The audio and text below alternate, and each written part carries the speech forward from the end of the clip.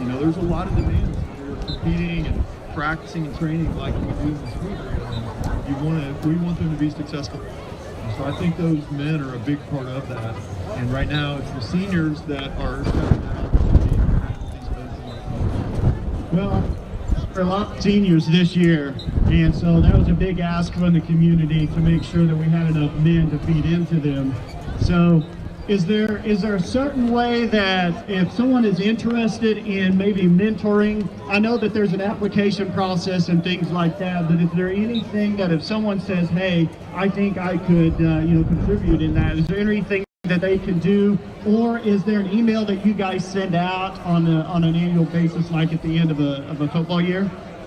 I think the best way would be to help us network with past players, men that were in this program at whatever time frame.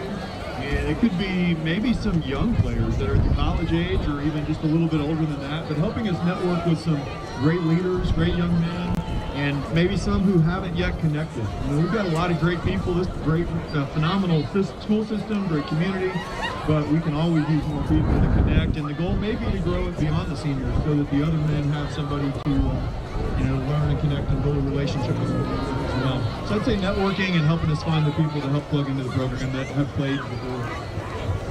Coach, thank you so much. I appreciate you spending time with us. Great program, and go Eagles. Chris, I'm sending it back up to you.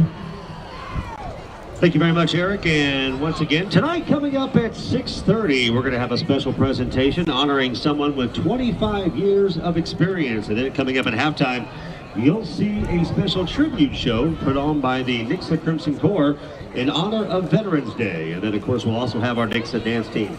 Game time is 7 o'clock tonight. Welcome to tonight's Class 6 District 3 matchup between the visiting Lee Summit North Broncos and the Nixa Eagles.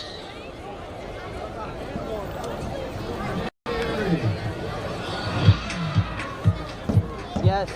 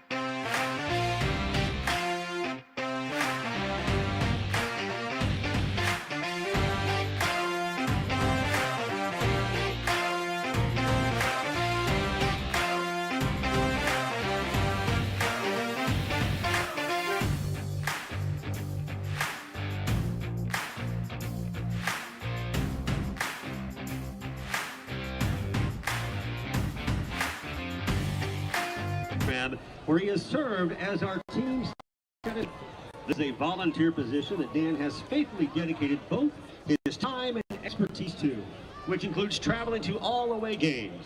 Dan was a part of the 2014 campaign and made it all the way to the state championship game. Dan with Nixa football the 1998 season and served under previous head coaches Matt Stringer, Joe Wells, Richard Rehagen, and currently with Coach John Perry. His professionalism and attention to detail has allowed the program to keep great statistical records over the years. The Nixa football staff would like to thank both Dan and his wife for allowing him such a commitment to the program. Please join us in thanking Dan Lokamp for his 25 years of service to Nixa football.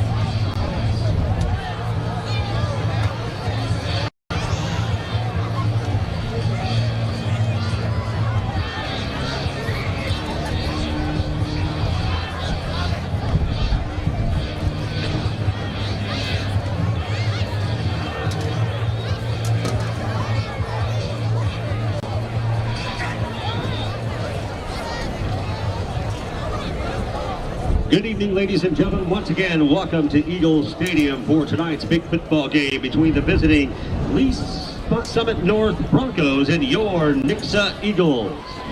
Today is Veterans Day, and tonight at halftime, the Nixa Crimson Corps will be performing a special dedication to our veterans. And at this time, we would like to thank and honor all active and former military personnel with us tonight. Please give them a big round of applause for their service to our great nation, the United States of America. And now, to perform the national anthem, as members of our Nixa High School Wind Ensemble, our JROTC represents our color guard tonight, featuring Ali Pendergrab, Andrew Durbin, Mitchell Wagner, and commanded by Cadet Haley Anderson. Here they are, the Nixa Crimson Corps.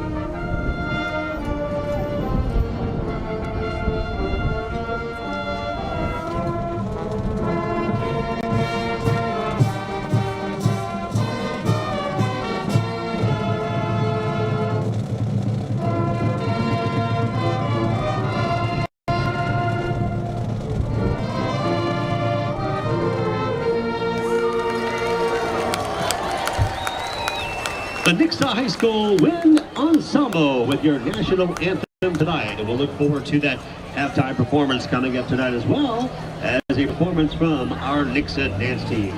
The teams will be taking the field shortly. Game time is just 12 and a half minutes away right here at Eagle Stadium.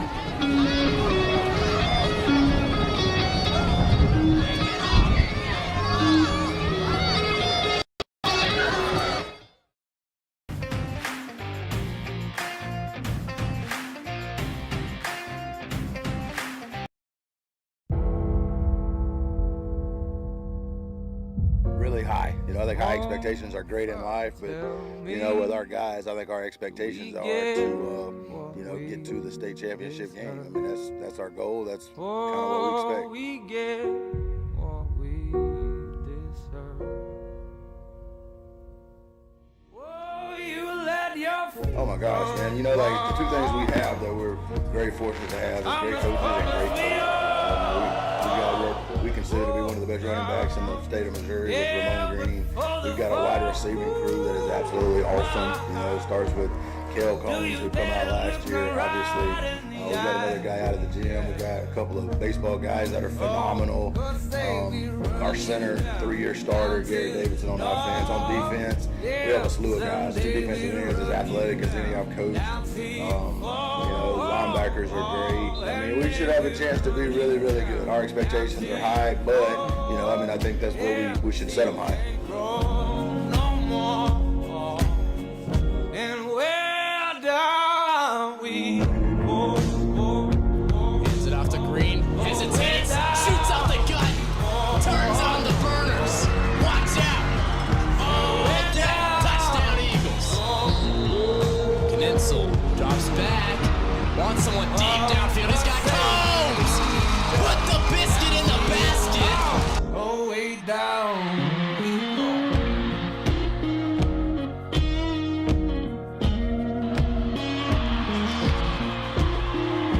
Nixa knocks off the 5 seed. Ray 27-15. And for the first time in a very long time, the Eagles head to the district championship. Next week, back here at the Palace, they'll take on the Lee Summit North Broncos.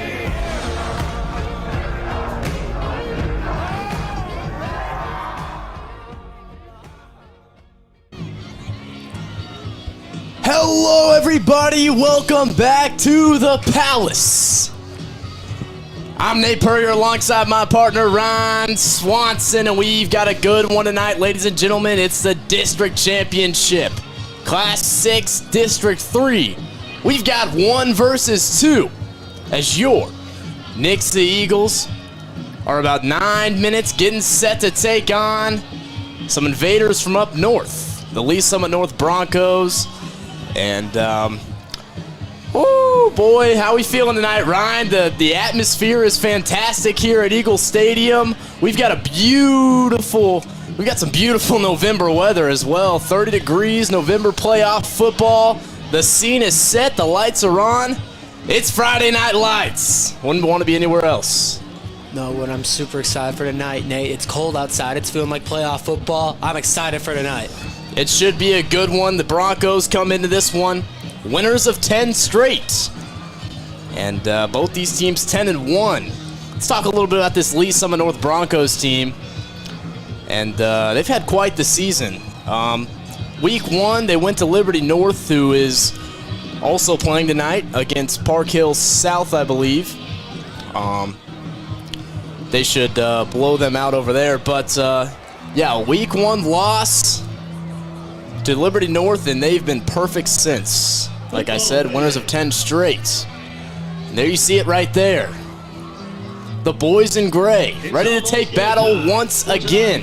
Class 6, District 3, championship game. Yeah, Nate, tonight is definitely going to be an interesting one. Both of these teams, great high-powered offenses, great defenses. Both of these teams have allowed less than 20 points throughout the whole season. Lee Summit putting up 31 points per game, Nixa putting up 45. So both these teams are two great teams. Both have only lost one game. As you said, Lee Summit's won 10 straight. It's going to be a good game tonight. Yes, it will, and here come the Eagles. Rocking the gray on gray. They're about to take battle on the gray. Those lights glare beautifully off that brand new, stunning gray turf. They're getting set for what is anticipated to be a battle for the ages. Both these two teams, high-powered offenses, two of the top 10 teams in the state of Missouri. Depending on your rankings, down here at Ozone, we've got 3 and 4 going at it right now. Number 4, Nixa Eagles, who are number 1 in the district, taking on the Lee Summit North Broncos. And they head out onto the field right now. Let's talk a little bit more about them. What are we expecting tonight, Ryan? We've got 2 quarterbacks in there. You want to talk a little bit about them? Yeah, Nate, right now, this offense for the Lee Summit North Broncos, it's such a dynamic offense. They got 2 great running backs in Quincy Baker and Tanner Howes, and then 2 great quarterbacks in the form of Elijah Leonard and Maxwell Sharp. Both of these not Maxwell Sharp, that's the receiver. I'm reading my notes wrong. No, it's Maxwell Ford. Maxwell Ford. All right. Last name is off, but regardless, Maxwell Sharp, also a great receiver that they got on this team. And for this team, great ways they have a great running offense, run the ball out, right? You saw that a lot last week. They have an effective offense. They're effective through the air. Both their quarterbacks great on the move, great pocket passers. Both their running backs, they're quick. They can get upfield. They can make a big play when they need to. This offense just has many ways that they can hurt you, a lot like Nixa. And the way they're going to have to win this game for both these teams is that whoever can put the pressure on first, whoever can score first, whoever can build momentum early is who I think is going to win this game. Because these teams are very similar in the way they play, very similar in the way they're constructed. It's just going to be whoever can put pressure on first is who I think is going to win this game tonight. And the matchup I'm most excited for is going to be in the trenches down there. I mean, this Lee Summit North team, they are very big up front in the trenches there.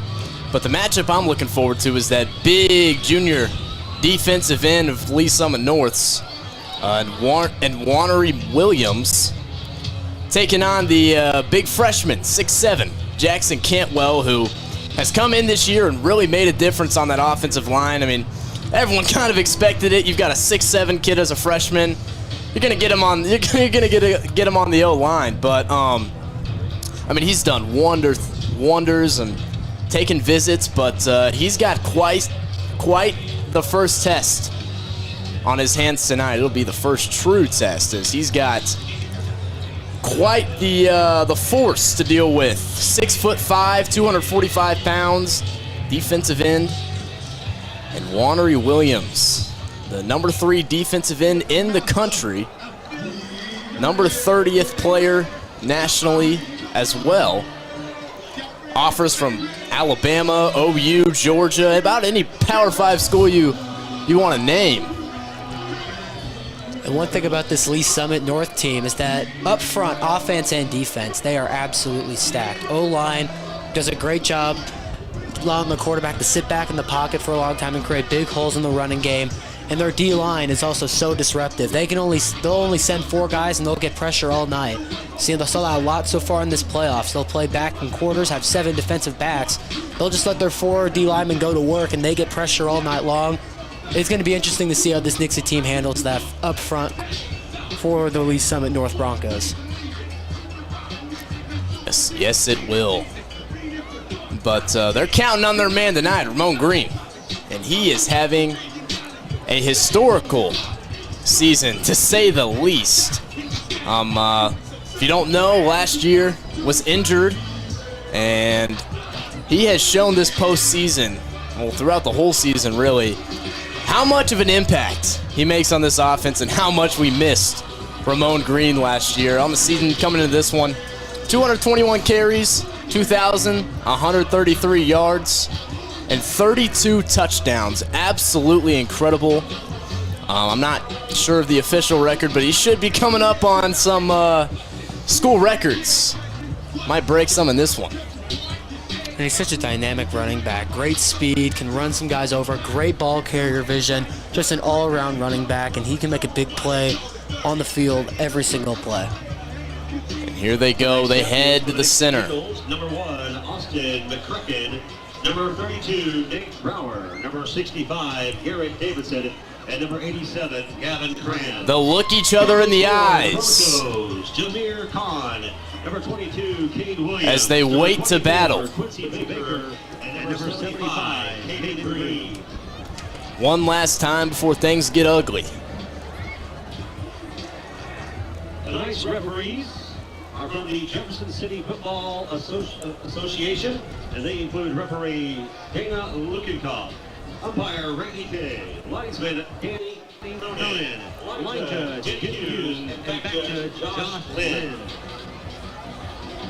So while we wait for the coin toss here, let's talk a little bit about the bracket lining up. On the other side of things, whoever wins this game will take on the winner next week of Rockbridge and DeSmet, who are playing tonight. And then on the other side of the bracket, the winner of Marquette and CBC will take on the winner of Park Hill South and Liberty North.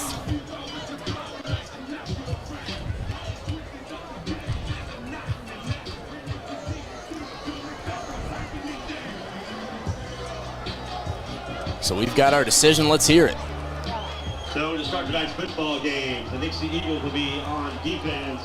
And the Eagles defer. And they'll be kicking off to the Lee Summit North Broncos. Lee Summit North Broncos. Now for Nixa, now that they're going to be defending first, they have to set the tone early here on defense. They do. District championship, there's a lot on line in this game, and this first drive is going to set the tone for the rest of the game. For both of these teams, they're going to want to set the tone early. You know, we don't disagree too much, but I think this one's going to be unpredictable, and I think momentum's going to change a lot. I think we're going to see really good football played tonight. I think these defenses are going to be able to stop each other. I think these offenses are going to score a lot of points as well. Unpredictability, 1 versus 2. For the first time since, well, at least 2005 on Misha Records, these two teams finally meet. 2 years ago, Lee Summit North had to back out of a first-round district meeting. But they're back here now at the Palace District Championship. James starts it off, and the Broncos won't even get a chance. And it's a kick. So we'll see that offense led out there this time by, First and 10. we'll see. They've got 2 quarterbacks in there, and Broncos 20. depending on which one goes out there, we'll talk about them first.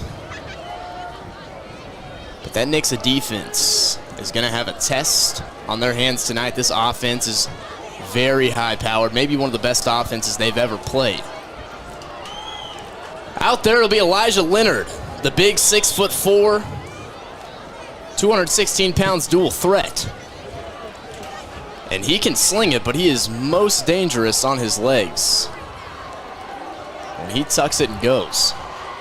First play, handoff. They'll take it outside. It's Tanner Thomas. Tanner Howes, excuse me. Number 5, Tanner Howes. Howes comes into this one. By number 10, Tanner Grant. Howes comes into this one with 145 carries, 1,008 yards, 14 touchdowns. He gets most of the workload. Ball on the left hash now. 2nd and 4 after a gain of 6. Miscommunication. Bad snap. Goes backwards. They'll hop on it quickly, but that'll push them back to about the 18. About the 14. Excuse me. This is a huge play on defense for the Eagles. But one thing I saw watching the games that at least Summit North has been playing the playoffs this year is when the coverage gets back and we see Elijah Leonard back there, he'll scramble out and he'll get 20 yards on a scramble. So you have to be careful. This D-line's got to be careful about containing him on these third long plays.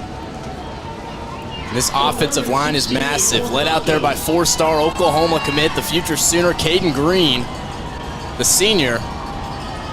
Big 3rd and 16 here for the Eagles. On the left hash, Leonard will drop back. He wants to throw. Looking over the middle of the field.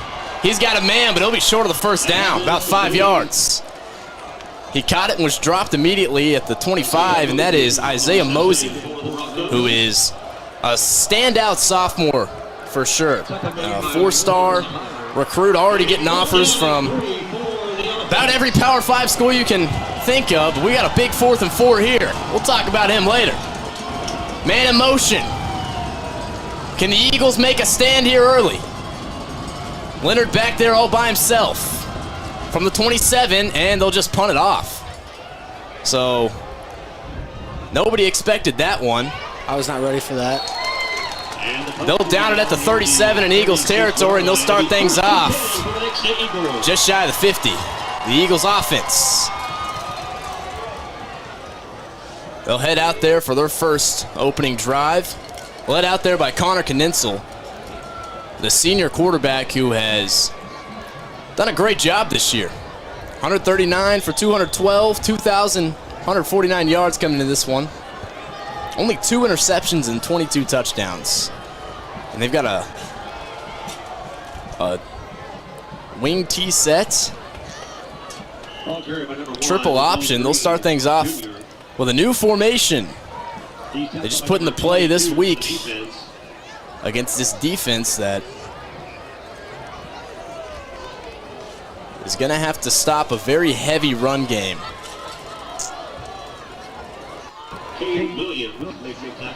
But not only the run, Nate, this offense just has so many ways that they can hurt a defense. They're great through the air, great on the ground. Ramon Green is just such a good back.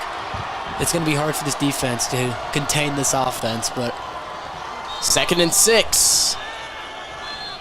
Whistle on the snap.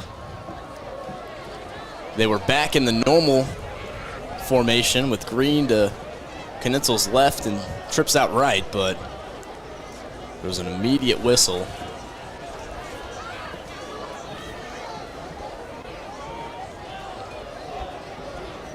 No flag, equipment issue.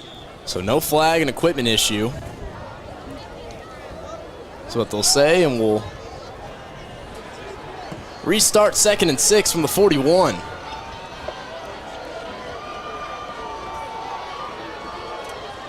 Three guys back there with Green. No, he'll send him in motion. Green wanting to take the direct snap. He'll just shoot up the gut, follow his man, and he'll get the first down of the game. The first down of the game.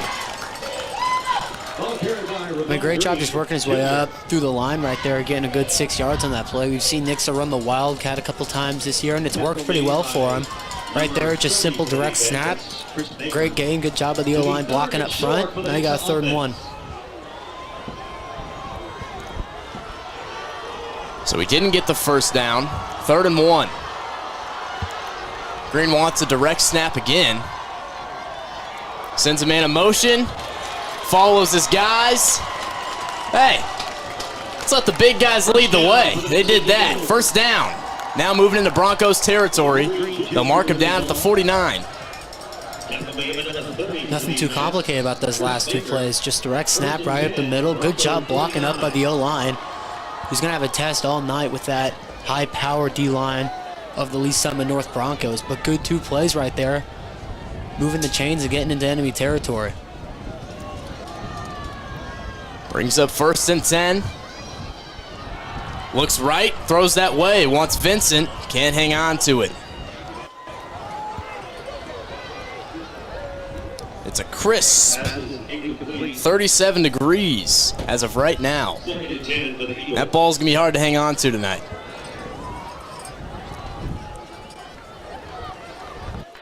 They've got 3 bunched up on the right side.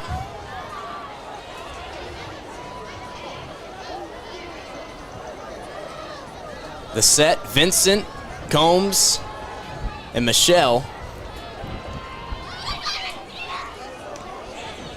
Now it's Vincent, Michelle, Combs, all in that order. Green to Knitzel's right. He'll dump it off to his tight end, Gavin Kranz, for a short gain on 2nd down. And it'll bring up 3rd and around 6. Call it 3rd and 7 on the 46. If you're Lee Summit North, you're on a 3rd and 7. I'd get one of your corners, one of your defensive backs, and I'd send pressure on this play from the outside. Connor Knitzel's gonna need time to develop this play to try and get this 3rd and long. I'd send pressure right here. Trips out left. Green to Knitzel's left on the right hash. From the 46, Knitzel drops back. He's got pressure all in his face, and he's dropped. Randall Ward got back there to him, and he did it all by himself. It's a loss of quite a bit. About 8. Great play right there by Ward. I mean, just fought off the edge. Great play just getting around his blocker right there. Getting back there, a huge play in the backfield. So the Broncos come back with a stand of their own. James on 4th and 15, punts it down the field. Mosey back to return. It'll be caught at about the 12. And shut down pretty quickly. Made his way up to about the 14. So a 2-yard return. And the Broncos are going to be back out there where they were, around where they were last time.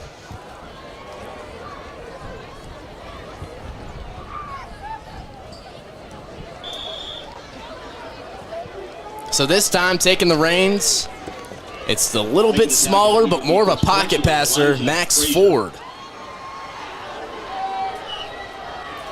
Comes into this one with 892 yards throwing, and he'll hand it off to the senior running back. That's Quincy Baker.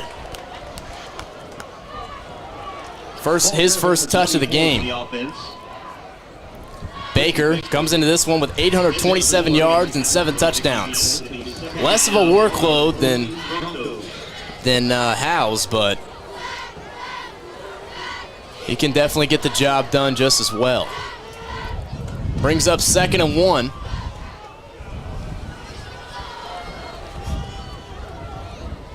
And he's met quickly. It was a handoff up the middle to Baker. And Corbin Speaks was all over that one. And that's surprising because we did not expect to see much of that tonight, as that Lee Summit North Broncos O-line is incredible. I mean, led out there by the 4-star Caden Green.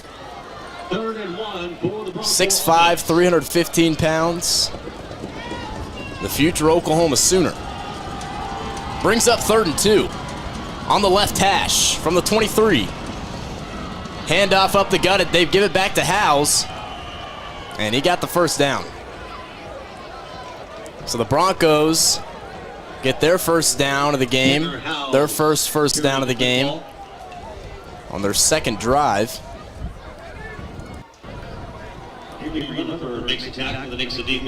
one thing about both these running backs, Quincy Baker and Tanner Howes, is that they're both really quick backs. They both can make a quick cut up field and be gone down the sideline. I mean, these are two big threats for this offense, and this defense has got to prepare for them. Three bunched up on the right. Ford looks that way, and he'll give it to, I believe that's complete to number 2, Isaiah It's Isaiah Mosey.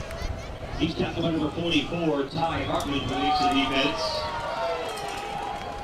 And that's one thing out of that trips out right that they do there. You'll see that a lot when they line up trips. They'll run that quick screen play to the outside. Works for him sometimes, but that time it got blown up.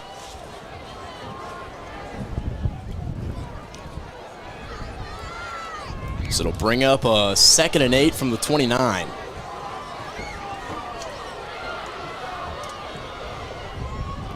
Ford.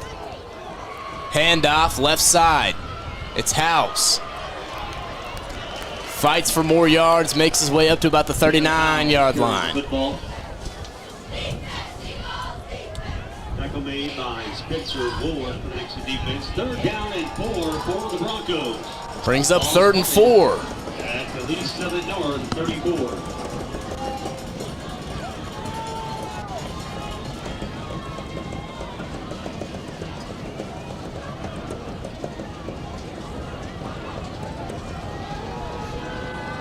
On the left hash from the 34-yard line. 3rd and 4 is the number to go. Give to Baker, right side, bounces it farther out there. Maybe short. He was met pretty quickly. I believe it was Spencer Ward who got to him. And Spencer Ward, speaking of him, leads this defense out there and leads them in tackles too, 135. He needs 11 in this one to lead the state. And one thing about Spencer Ward is that you'll see him at the end of every play. I mean, he's in on every single tackle. He's all over the field. He's just such a great defensive player for this Eagles team. 1st and 10 from the 38. They got it. And it's Baker again on the inside handoff. Makes his way up to about the 44-yard line. Kept it going right side, and they'll stick with the right hash mark. 2nd down and 5 for the Broncos. And that O-line is just so good for that Lee Summit North offense. I mean, watching some of the film from their 2 games in the playoffs already that they've had in this district tournament, I mean, they just create large holes. And, I mean, the running backs, it's pretty easy to get through them. And, I mean, it just really helps that run game. 2nd and 5 on the 43. Back to Baker. And he'll get the first down. It was Howes. Tanner Howes picks up a first down on the carry. Tanner Grant makes the tackle for the defense. Just shy of midfield here at the 49. Another first down for the Broncos, and we're marching down the field. Yeah, and right now the run game's doing really good. Both their running backs, Howes and Baker, both have 4 carries for 18 yards. I mean, they're just, this Nixa defense is not being able to stop the run right now. 1st and 10. Handoff. Howes going to bounce it to the right side. And he's wrapped up quickly. Tanner Howes on the carry for the Broncos. And this defense has got to be careful because both of these running backs, they're pretty quick. And when they bounce it to the outside, it gets a little scary out there because if they break free, they can get down the sideline and get way down the field. But a good job rallying to the ball right there, making sure that doesn't go for a big play. It was Nate Brower who chased him down first.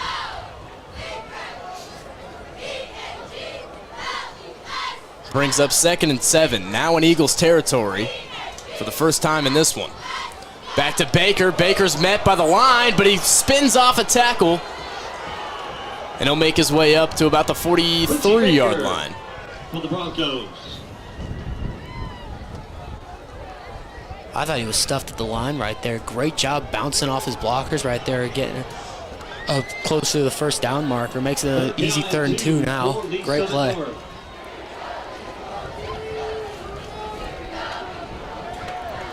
3rd and 2. First quarter clock winding down.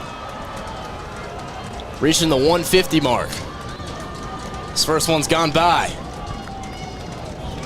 Still scoreless. Broncos looking to change that, and here's Baker. Hitting holes, being shifty, makes his way up past the first down marker and up to about the 38-yard line. It's a gain of 5. Spencer Ward makes a tackle. It is a Bronco first down, so first and 10 from the Nixa 38. And right there, I thought Nixa sent the linebackers at the middle. The middle linebackers I sent through the middle right there, but bounced it to the outside. Baker did a great job. Seen what was happening, bounced it to the outside, picks up the first down. Great run.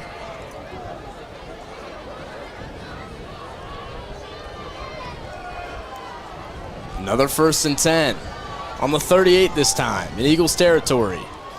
Trips out left. Ford gonna drop back. He wants Mosey over the middle, the quick slant route. And Mosey, after the catch, will make his way up to the 30.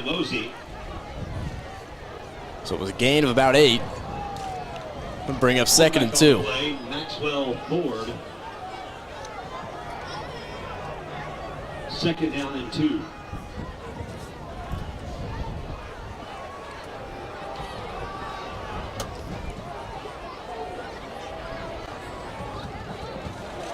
On the 30 now. Trips out left again. Howe's behind Ford, and they'll give it to him. Howe's with it.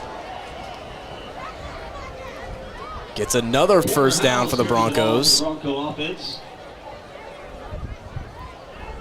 He's talking about number 44. After a gain of about 4. It is a Bronco first down, 1st and 10 from the 26. I mean, right now, Lee Summit North is just wearing out that Nixa defense. A long, consistent drive, and they're getting first down after first down. And right now, they don't look like they're gonna get stopped right now. This Nixa defense is gonna have to step it up. Now on the 26. 1st and 10. Clock winding down here in the 1st. Ford's gonna keep it, fakes the handoff, and he'll find Mosey over there by the right sideline.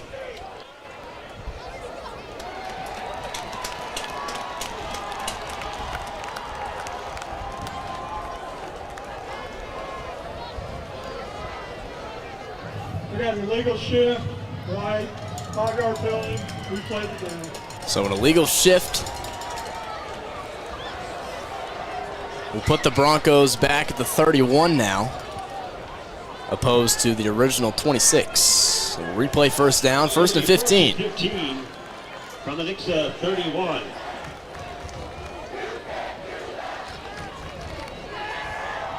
No, they're not snapping the ball before the quarter ends. That takes us to the 2nd. The first quarter. Still scoreless. Stadium, and right now, we'd like to direct your attention to Only 2 off, only 3 drives throughout the whole first quarter. This game's been on the ground. We'll be back in the 2nd. Don't go anywhere.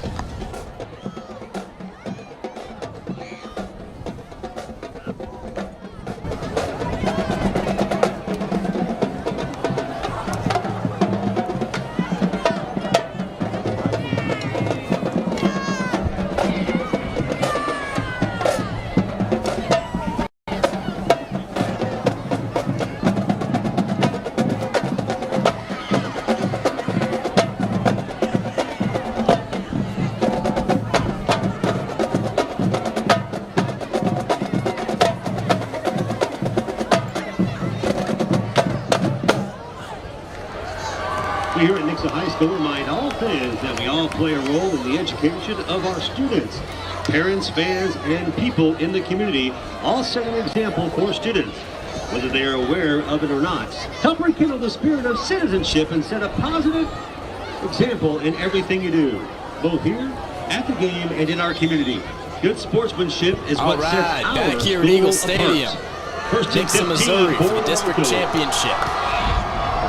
Class 6, District 3. It's the Broncos versus the Eagles. We're still scoreless. And the Broncos come back to an offensive drive. Number 24. Give it to Quincy Baker, Baker. who Making Hasn't a done tackle much against so the far in defense, this number one. 38, Avery Rutherford. So far, Nate, he's got 7 carries for 30 Second and yards. 12 with the Based on what I 29. got on my scorecard.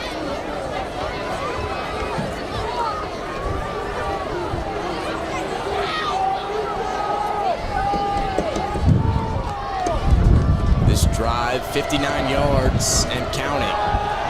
Here's Ford. And completes a pass to Mosey to the right sideline. Good move by Mosey, and he makes his way up to about the 11. Pass was complete to number 2, Isaiah Mosey.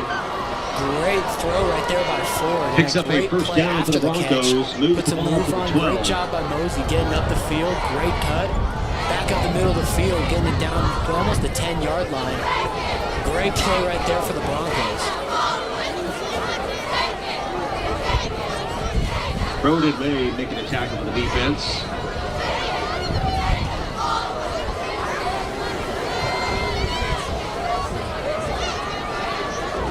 Handoff Baker on 1st and 10 from the 12. Baker, the ball carrier for the Broncos. He's tackled by number 6, Jaden Antonelli for the Nixa defense. 2nd and 9.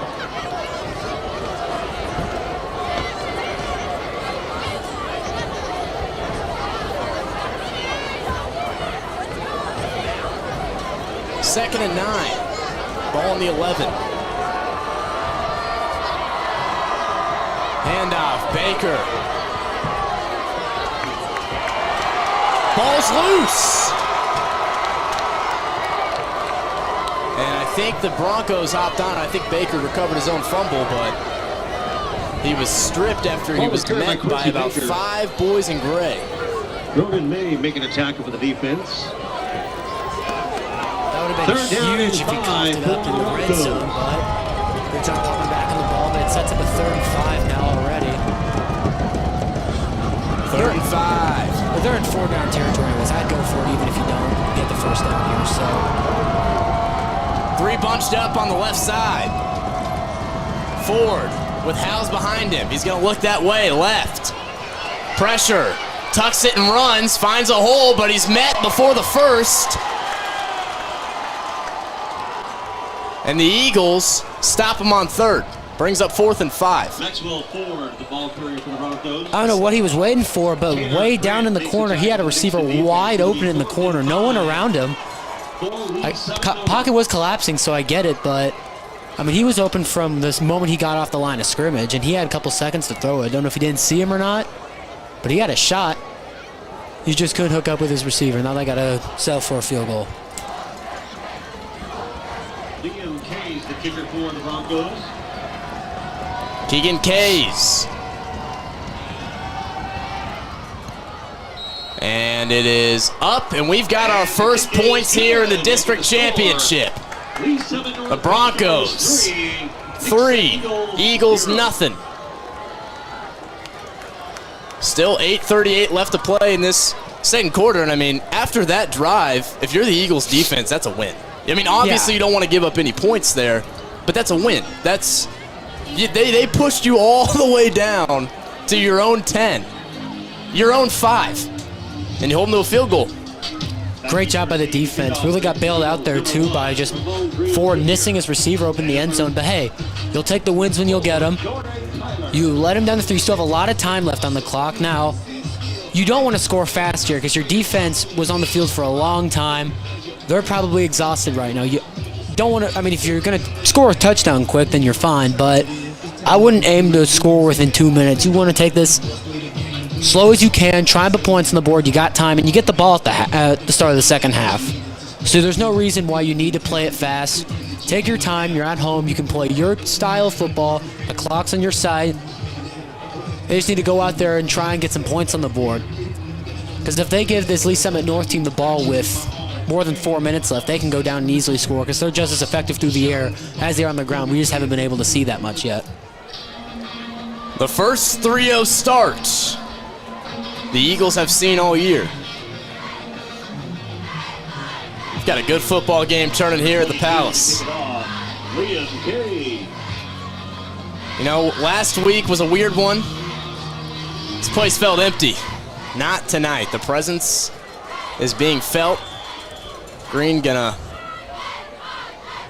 drop it in the end zone. So it'll be a touchback. It'll be 1st and 10 for the Nixa Eagles. So it'll be a touchback, and the Eagles will start another offensive drive, looking to put up some points here from the 20. See if they can get something going here. Yeah, right now for this offense, if you want to just get the drive starting good the way that you need to start the drive, I'd say just give the ball to Ramon Green, let him work. He's your workhorse. He's the guy who's gotten most of the workload and done a lot of the offensive production. Let him get heat up because he's been on the sideline for a while. Let him get warmed up on this drive. And they'll give it to him up the middle. Quick gain of about 4. Maybe Green Jr. carries the football for the Eagles. 2. Brings up 2nd and 8 on the 22. Tackle made by number 95, Kamori Moore. 2nd and 7 for the offense.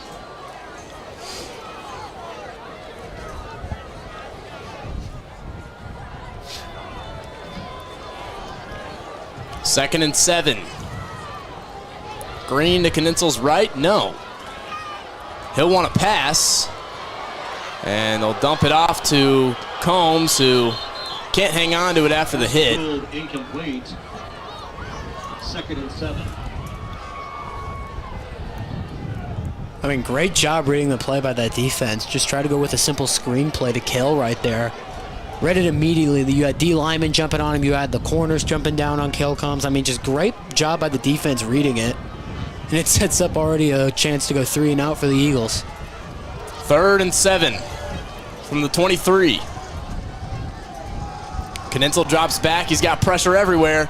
Wants Combs, who jumps up, makes an athletic catch. He's brought down fairly quickly. 11, Cale Combs. And they'll spot him down at about the 28-yard line. So a yard short. 2 yards short. I mean, great tackle right there. Kill Combs is a big guy, big physical, athletic receiver.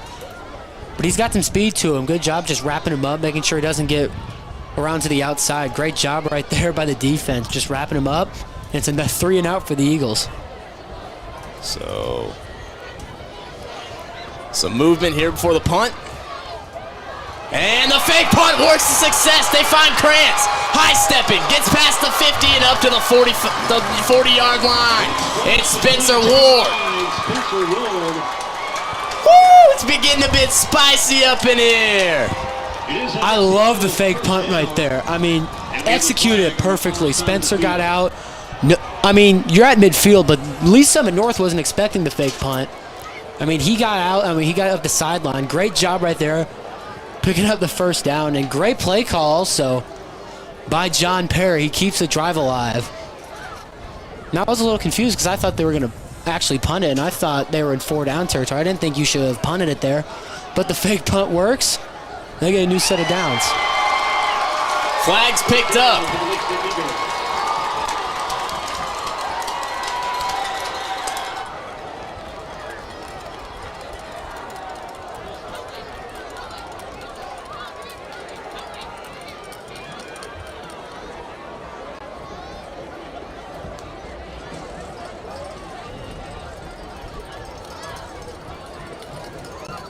So 1st and 10 for the Nixa Eagles at the Bronco 40.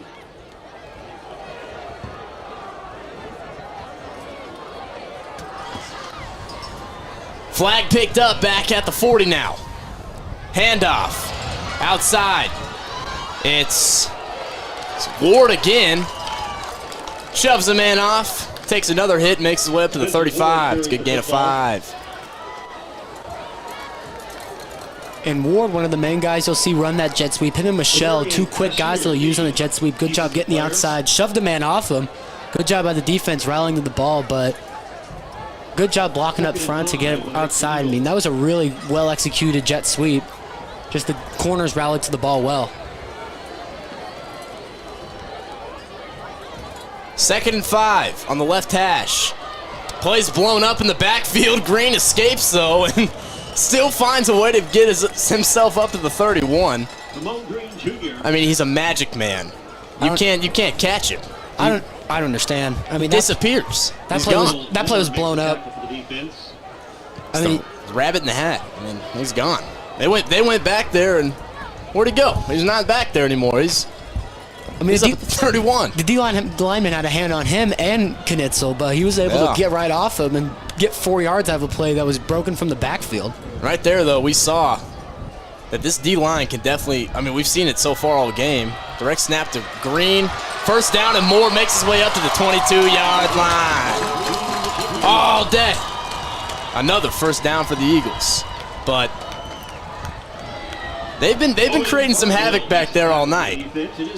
Now the Eagles, though, are they're getting ready to find an answer to those 3 points. I mean, that D-line's only had to send 4 people the whole time, and they've been able to get pressure. Just shows how great that D-line is.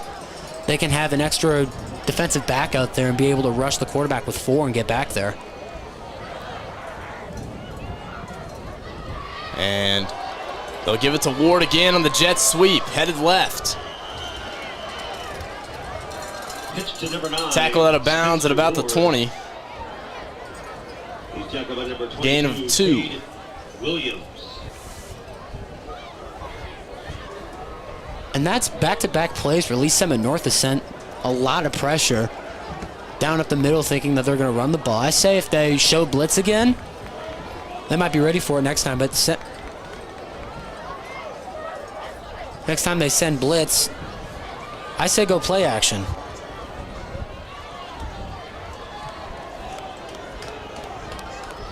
Second and 7. Green, the direct snap again. Patiently waiting to find a hole. Squirms his way up to the 12, and that's good for another first down. And once again, Green starting to figure out how to make his way here in this one. Hasn't been stopped by a single defense all year. I mean, it's impossible to contain this man. And right there, you just saw his motor right there. I mean, he was hit by D lineman at the line of scrimmage, but he fought his way up to get a first down. I mean, he just has a lot of fight in that kid. Oh, yeah. On 1st and 10. And it's a trick play. Flag on the play. It's underthrown. I think it was Michelle who threw it, but it's picked off and it's taken down the sideline. I think that flag's going to bring this one back. Yeah, flag's back in the secondary. I wouldn't freak out unless it's holding. I mean, but it was way over there. It might be PI. It's in the end zone. From what I saw, I didn't see any holding or PI from the offense.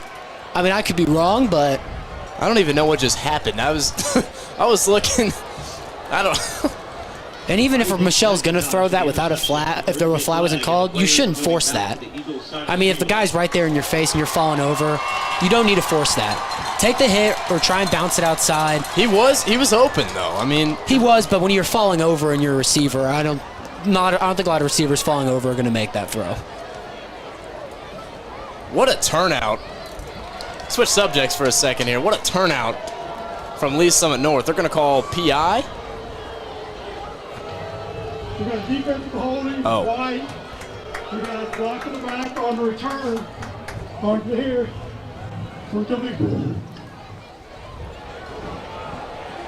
Do we possibly have a replay of, I think it was Combs in the end zone when he was I think that's where the holding was. If you don't, it's fine. I think that's where the holding was on.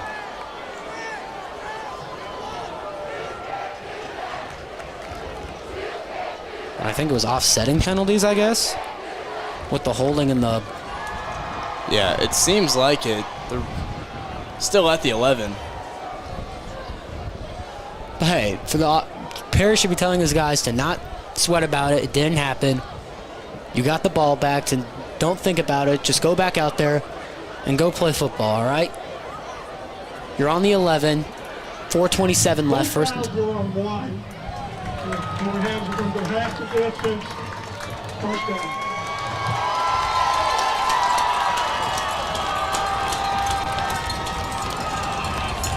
So that'll move them upward. So yeah, I was kind of confused though because the block in the back shouldn't even matter on the return. Yeah, because if it's a defensive holding. I don't know why the block in the back on a pick would even matter. Yeah. So 1st and goal from the 5. The Eagles set up tremendously here. This is huge, and they got a lot of red zone threats this offense. This defense has to be ready. They got a lot of ways that can hurt you. Kill Combs, Gavin Kranz, Ramon Green. They got a lot of guys in the red zone that can make a play. We've got an interesting set out there, too, right now. They've got Green, Kranz, and Green back there, and he's being guarded by Kranz, and I believe that's Elijah Frazier. Got the 48, yep. junior linebacker now back in the backfield with Elijah Frazier. I haven't seen this Probably one a yet. lead blocking I would assume. kind of thing. I've seen a couple of JV games with Elijah Frazier, and he's a hard hitter. So I wouldn't be surprised if that's what they were doing here at all. Solid dude. 1st and goal from the 4. They send him back up to the line. Bring Combs in. They want Green, the direct snap. And he is swarmed back there in the backfield. Didn't have anywhere to go. Had White on each side of him, everywhere he looked. I mean, every hole, there was a white jersey in the way. Great job by that D-line in that secondary. They sent pretty much everyone on that play, and I mean, they had nowhere, Ramon had nowhere to go. No, he did not, partner. 2nd and 6. 2nd down, since they've shown to send pressure, I'd put Gavin Kranz on the edge and maybe call a little bit of play action, see what happens. I mean, they're not going to because Ramon's in the backfield, but that's what I'd do. 2nd and 6 from the 6. The jet sweep. Ward makes a move. Gets to the end zone. Over the pylon. Touchdown Eagles. They strike back. And they take the lead over the Broncos. This palace will not go down without a fight, ladies and gentlemen. And I thought Spencer Ward was going to be stopped at around the 2-yard line, but great move. Planted his foot in the ground, got his defender to hesitate a bit, and then just showed the speed off right there. Was able to dive to put the ball over the pylon. Great play by Spencer Ward, and the Eagles are on the board. Big touchdown there from Spicy Spencer Ward.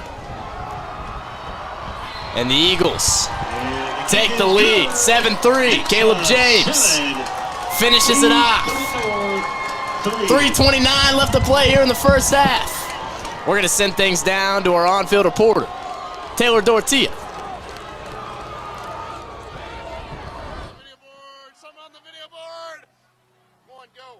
I'm Taylor Dortilia. It's a cold night out here in Nixa. The game is going excellent. The fans showed up tonight. Our student section is bigger than I've ever seen it before, and I'm just happy to be here. Nate and Ryan, back up to you.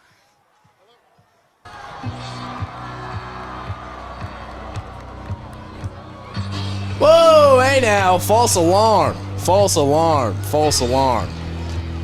Excuse me. We're gonna get right to James. Getting ready to send this one off. Give the Broncos a chance to answer.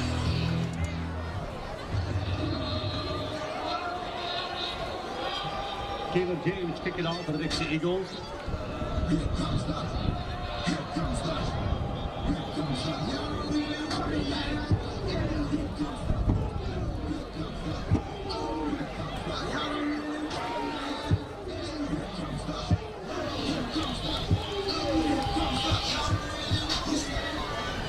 All right, a quick announcement to everyone watching at home. With some technical difficulties, after the band and dance team at halftime, we will be resetting some of our technical equipment, so the stream will be down for a short moment during halftime. And ball's loose on the onside kick. The Eagles almost had it. I'm not sure who came up with it. I think at least some of North had it, but yeah, that would have been big for the Eagles. I like the risk, though. I mean, I like taking that risk. John Perry, I mean, I like the onside kick there. I mean, Lee Summit North's got 326, and what they need to heat, what Lee Summit's got to be telling their guys is you got 326, enough time to go downfield. You've got great field position. You just have to find a way to score once you get in the red zone, because they were marching the whole last drive. They just got stopped after they got inside the 5. They couldn't get anything after that. It's the Broncos back out there, starting things off on the 34. Leonard back under center, and right there with his legs, the big 6'4" QB. He'll tuck it and go. Trust me. Saw it right there. He's tough to bring down. I mean, 6'4", built solid, about 216 pounds, I think is what I said earlier. I mean, and he's got some good speed on him too. He can get to the outside, and he's fast for 6'4". Oh yeah, he's an athlete for sure. And I'm surprised they didn't use him earlier in the game with this 2-quarterback system. 2nd and 2. Handoff, Howell's got a big hole, makes his way up to the 50 after getting the first down. Now, if you're Lee Summit North here, I'd say run tempo here. Try and pick up the pace. Try and catch Nixa off guard here. For the Nixa defense, it is a first down as they move the ball to the Nixa 49. I don't know. This team tends to shoot themselves in the foot a lot. Just watching some games. Lots of mistakes. I don't know if tempo would be great for him. Fakes the handoff. Leonard wants to throw. He's got pressure on his face. Launches one downfield. And he's got Mosey. Touchdown. Coverage got blown. Ward got turned around, didn't know where the ball was, and it just fell right into Mosey's basket. Touchdown Broncos. They come right back with one. I mean, the pocket collapsed, but that throw on the run was beautiful. That was, yeah, that was. If I have to say anything about Elijah Leonard, that is his best strength. He is a great thrower on the run, and I mean, he put that in the perfect spot. Great play right there. And Lee Summit North. I didn't hear what he said, did you? Lee Summit North got a sideline warning. But I mean, what a play. What a throw. Great catch with 2 guys on him. I didn't know if he was going to pull that in, but. Well, I think Ward and, what's going on here? Flag on the play. Flag on the play. I think Ward just got turned around, lost side of the ball, and all of a sudden it was in Mosley's hands.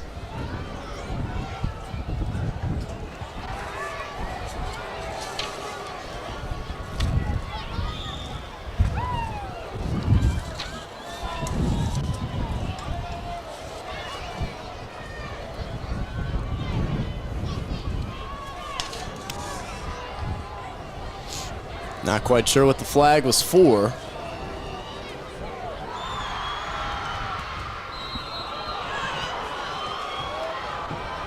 The PAT's up and good. 10-7. The Broncos take a 3-point lead as this first half winds down, but the Eagles still got 2:15 to come right back with one. And if you're the Eagles here, score right here would be lovely. And you know, if I'm John Perry, I'm coming out, and on this drive I'm going aggressive. I'd run tempo for the rest of the quarter, and the reason why, because you already get the ball at the start of the second half. But if you can go down, and not that you're going to need him if you get that far, but if, worst case you do need him if you get down to their side of the field, you got a reliable kicker in Caleb James. So let's be real. So you don't have, I mean, ideally you would score, but you don't necessarily have to. You get down the field, get at least in somewhat field goal range.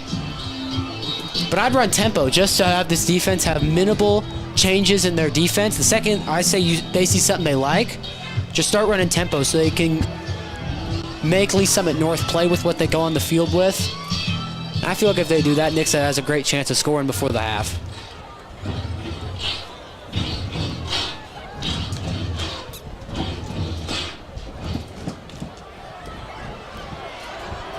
It'll be caught at the 6 by Green. Or no, it was Jordan Tyler.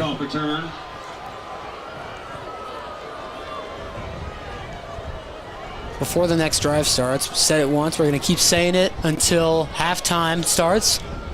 After the band and dance team performances during halftime, we will be resetting some of our technical equipment, and the stream will be down. So when the stream goes down during halftime, don't panic. We will be getting our stuff back up and running shortly.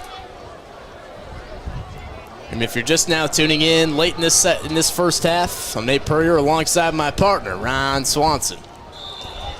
And another penalty for a flag.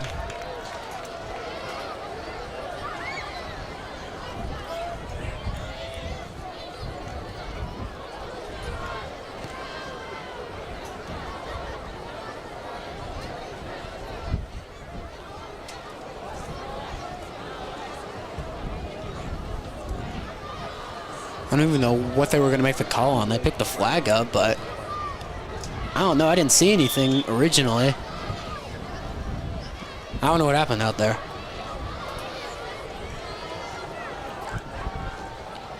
They pulled Kninsel out, so Green will get the direct snap.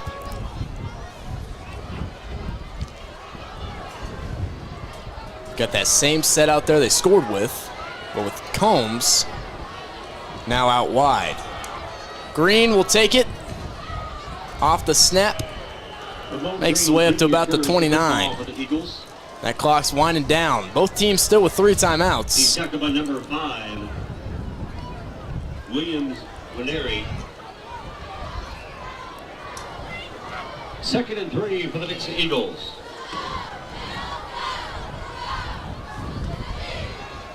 And Kninsel back out there. He wants to pass. Deep down the field, he's got Combs. Can't hang on to it, but there's a flag on the field. Kale almost pulled that in and got in his hands. I'm going to assume because it was right on that sideline, they're calling pass interference on Lee Summit North. I didn't see much. I didn't either. That's May have been some grabbing. Pass interference. I mean, that ref's got a way better view down there than we do up definitely here. does, So, yeah. I mean, he might have saw something. I didn't see anything up here, but great throw by Connor Kninsel. He got it on his back shoulder. I mean, he put it in the right spot. Once again, no replays. I was up there looking for it for myself, but just once again, no replays are available right now. We'll be resetting our stuff at halftime, so our stream will be down. Handoff Green up the middle. He heads that way, and he makes it up to the 50. To the 50-yard line. Clock winding down, 125. And that right there is a strength of Connor Kninsel. He's really good at running those RPOs that you see this Nixa team run every once in a while. Pressure in his face, he hesitates. And that's something Kninsel cannot do in this one. Passes incomplete. To Lee Summit's credit, holy cow, I can't get the words out of my mouth. They played that beautifully. They did. I mean, the second the ball was in his hands, every receiver was guarded. But you can't. Kninsel looked at the lineman coming at him. Didn't even look before he threw it. Can't do that. Lucky that was tipped and not picked. 115. 3rd and 5 from the 49. Combs hit out of bounds. Passes complete to number 11, Cale Combs. We'll see where they spot it. I think he got it. It'll be close. And they might bring the sticks out. No, they're just going to. Really? I bring this. There we go. They called it. So 1st and 10 now for the Eagles. At the Bronco 45. Now in Broncos territory on the 45 from the left hash.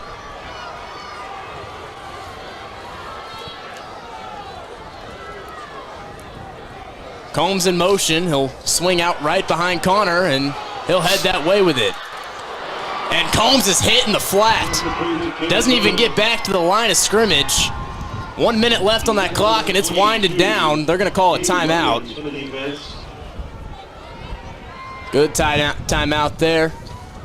I mean, that's something you don't see that often. Cale Combs is a big guy, and he just got ran over. Defense didn't break down there, just ran him smooth over. Great tackle right there by the defense. And now Nixa set up on their 46 with less than a minute to go.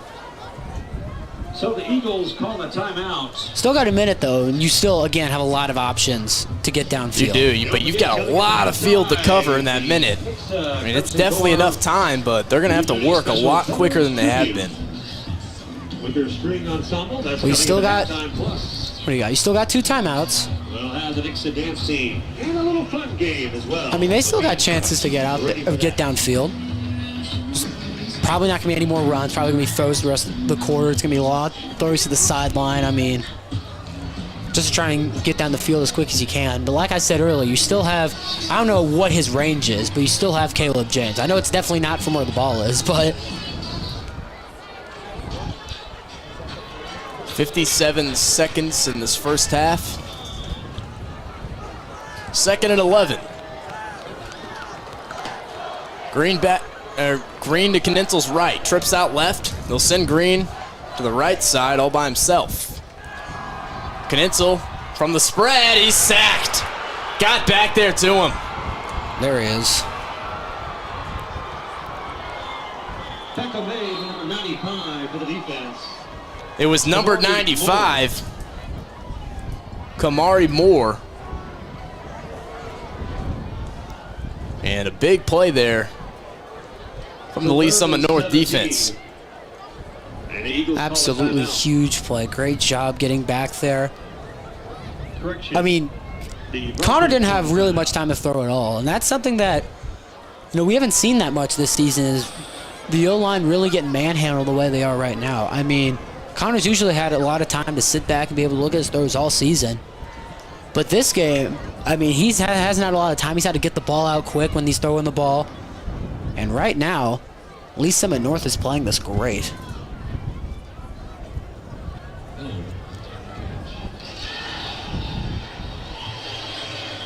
.48 seconds now. 3rd and very long. 17 to go. So 3rd and 17 for the Eagles.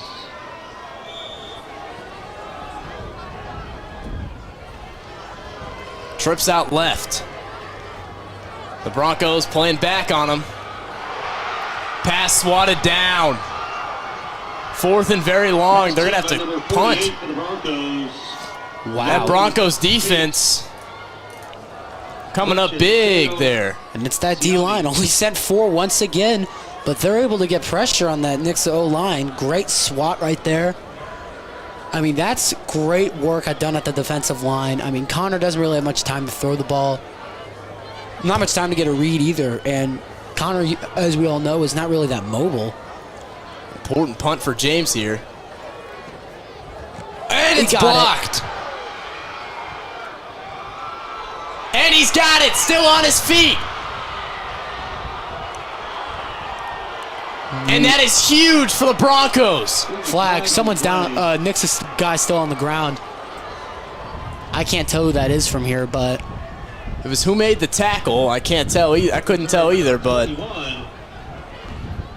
I'm not really sure what happened, but we still got a player down. What a turn of events. Blocked punt, stood on his feet, got down the sideline. You still have 36 seconds left, so you can still make a play. he seems motionless. Can we get a...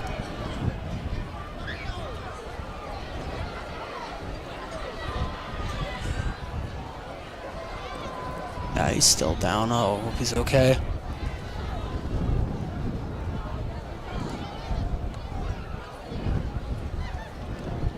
see what the flag is. I didn't really see anything. I didn't see what happened over there. Was it a blind side? Was it just got the wind knocked out of him? What happened? I'm not really sure what happened over there. It was whoever... I don't know. It wasn't who made the tackle. I don't know. He's up. Big lineman. It was... He's walking, so... I think it's Landon Carson. Yep. Starting center. Let's hope he's all right.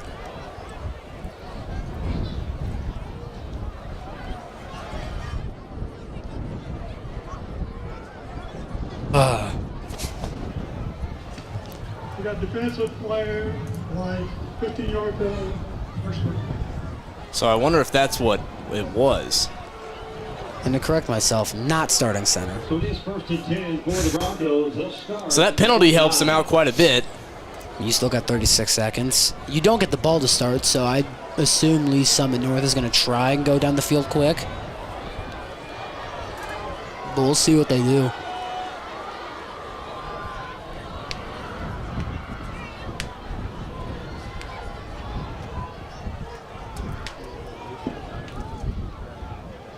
First and 10 on the 49. Handoff to Howes. Makes his way up to the past the 40 and the first down marker. Up to about the 36, 37-yard line. I think they'll mark him down at the 38. First and 10. And he got out too. Great job. Only took one play. They get a first down and stop the clock. All under 5 seconds. That's ideal for this Lee Summit North Broncos team in that situation.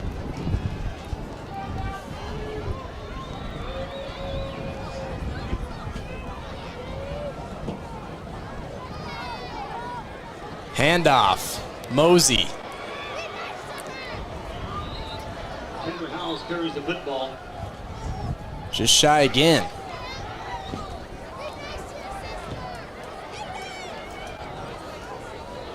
Freeman Glasgow.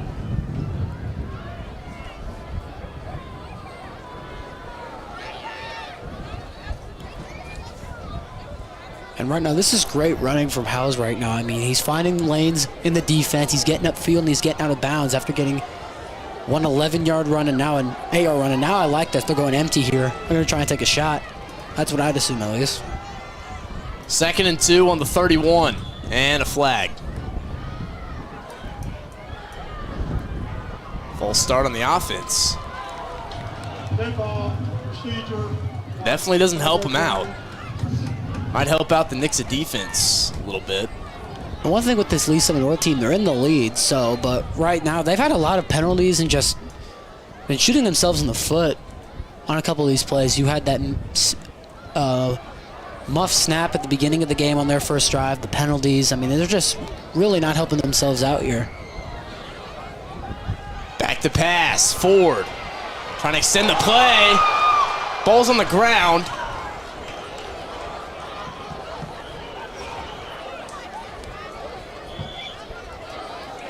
Ball is recovered by the Broncos. Great job by the Nixa defense, getting pressure. Almost got the ball.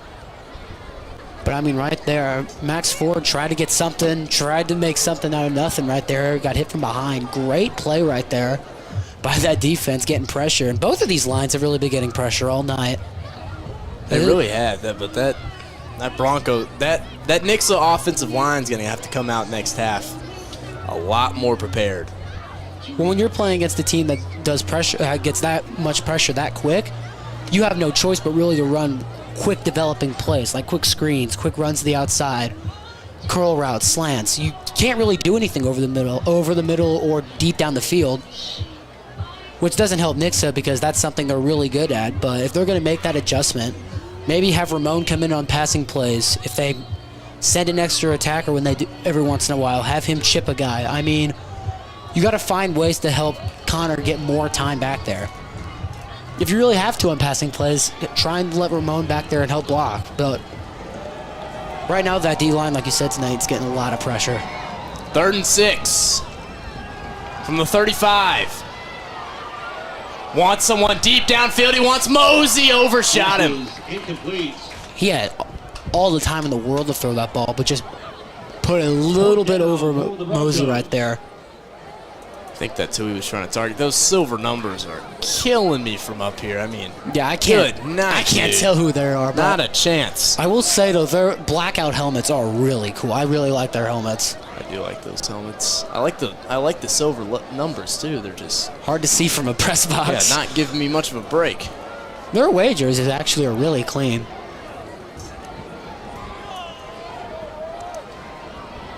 Fourth and 6. 4th and 6 from the 35. Back there all by himself. Ford wants to throw, drops back. All the time in the world, wants deep. Wants someone deep. Broken up. That is great defense. Jake Miller came in and just swatted it down. Would have been a touchdown.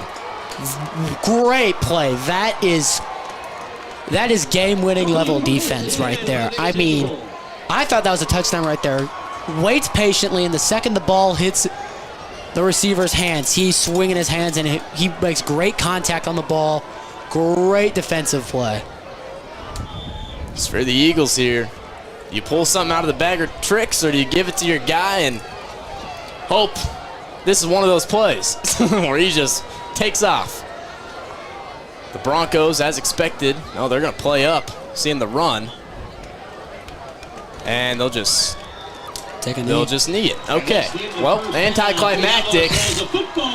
But stay tuned, because there won't be much of that. We head to the second quarter, or the second half, excuse me. 10-7, the Broncos leading the Eagles, 1v2 district championship. We're going to reset the stream due to some technical difficulties. So after band and dance. So when that shuts off, just make sure you tune back in, because this one's going to go down to the wire, ladies and gentlemen. I promise you are not going to want to miss this. This is one of the biggest games being played in the state of Missouri. Fourth and short. Did you prepare for that during practice? Yeah, I thought we played pretty good and had a good plan on fourth down. We've executed a couple of things that we thought we would have, and we got them. It's a great ball game, man. It's 10-7. I would have took this.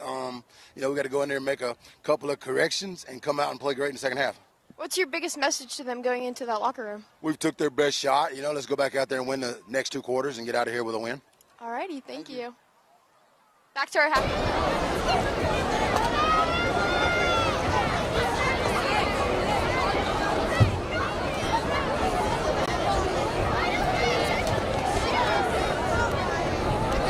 Nixa Christian Corps will be doing a tribute to our veterans in honor of Veterans Day. And they'll be starting in just a few minutes.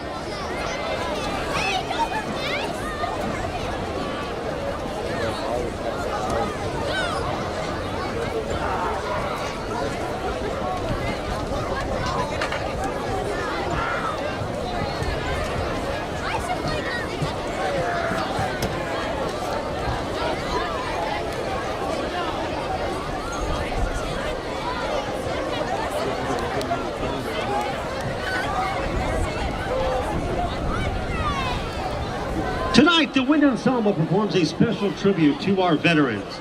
Marches of the Armed Forces is a medley that includes the official songs of all 5 branches of the armed services.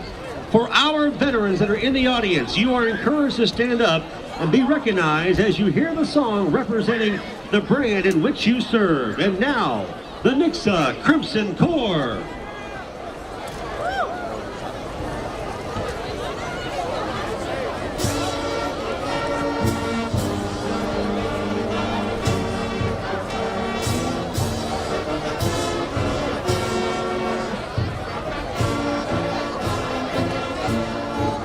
The United States Marines.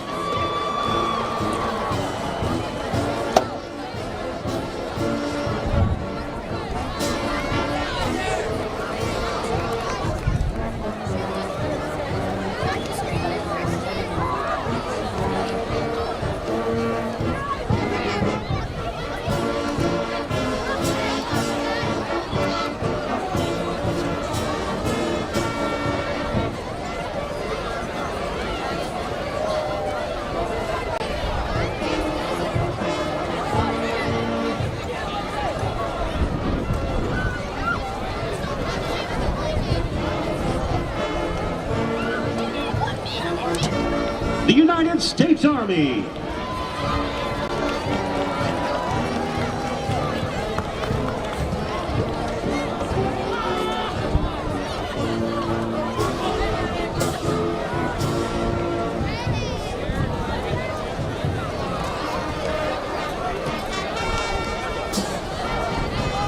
The U.S. Coast Coast Guard.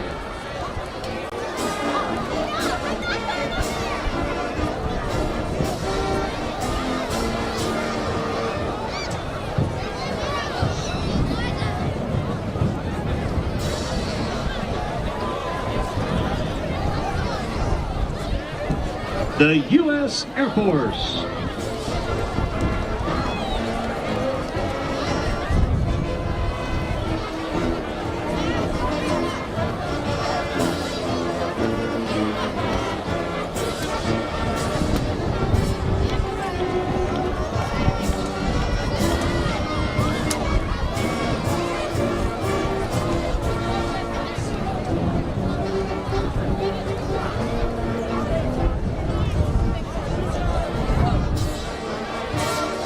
And the U.S. Navy.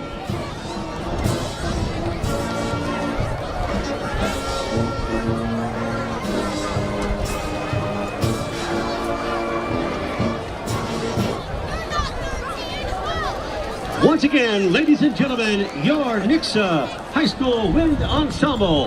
And on behalf of everyone here at Eagle Stadium, we want to say a big thank you to all of our armed services, former and active military personnel. Let's give a round of applause in honor of our veterans on this national holiday, which is Veterans Day.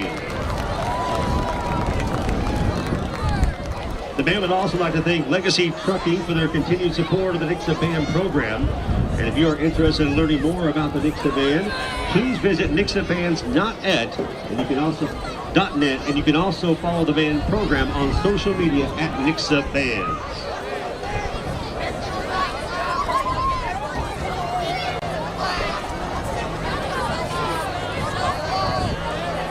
And now, here they come, your Nixa Dance Team.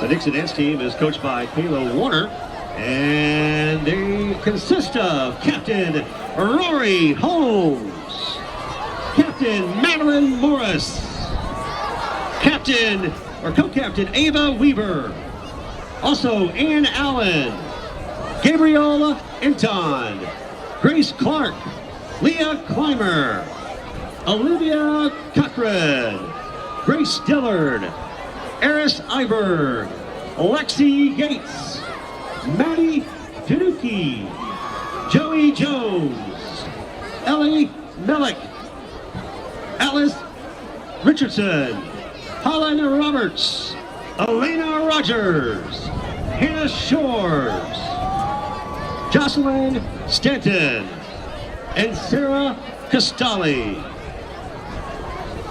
And here they are, your Nixa Dance Team.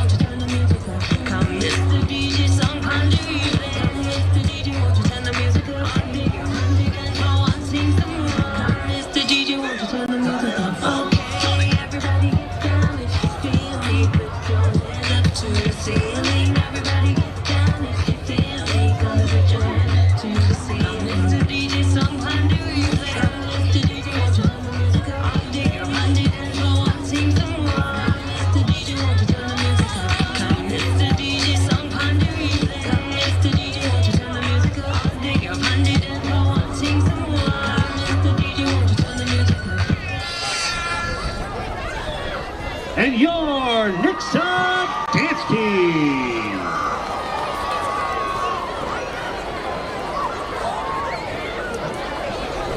Uh-oh, now we got something going on the 50-yard line. Looks like we have a bunch of students heading out to the middle of the field.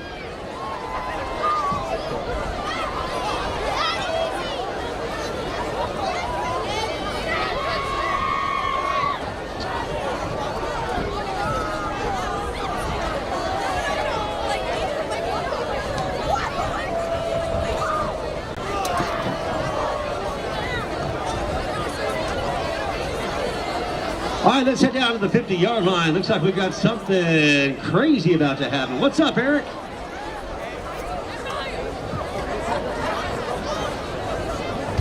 Hey, Chris, there we go. Hey, we've got 4 of the top dancers from, on the count of 3, tell me what school you all go to. 1, 2, 3. Century Elementary. So, hey, they are top 4 dancers from that school. So here's what we're gonna do, and I need the stands and I need the crowd's participation. I got my 2 helpers here, Ryan and Bree. They're gonna help me keep this under control. We're gonna spread out. We're gonna play some really good dance songs, and we're gonna have a dance off. So here's what we're gonna do. After the first song stops, I will look at the crowd. We'll go dancer 1, 2, 3, 4. After we meet them, whoever cheers the loudest, that person gets to stay. And we'll have 3 songs for a 3-song dance-off. So when I look at the crowd and I say, okay, dancer number 1, I need everybody to scream as loud, and we'll eliminate them that way. So we're gonna meet them really quick. What's your name? Kristen. Christian. Briella. Kinsley. Hey, look at that, folks. We got a kindergartner, a 2nd grader, and 2 4th graders. And they are ready to get it on. Let me tell you, they've been practicing over here. Real quick, are you married? What do you do for a thing? I'm a dancer. He's a dancer. He dances for a living. You guys didn't know for your $6 ticket you were going to get a professional dancer. What do you do for a living? She's speechless. Play all day. What? Play all day. She slays all day. I don't know what that is, but that's what she does. Okay? All right, so let's spread out. Chris, you got me good tunes? Spread out here. Don't back up. You scoot up here. Okay? Let's hit the music. You already know it. All right, come on, let's go. Silent time. Silent time. Silent time. Now watch me. Now watch me well. Now watch me, nene. Okay. Now watch me well. Watch me, nene. Now watch me well. Watch me, nene. Come on, Christian, keep going. All right. That was awesome. That was awesome. All right, so you ladies, you have to help me. Okay, let me hear it. Dancer number 1.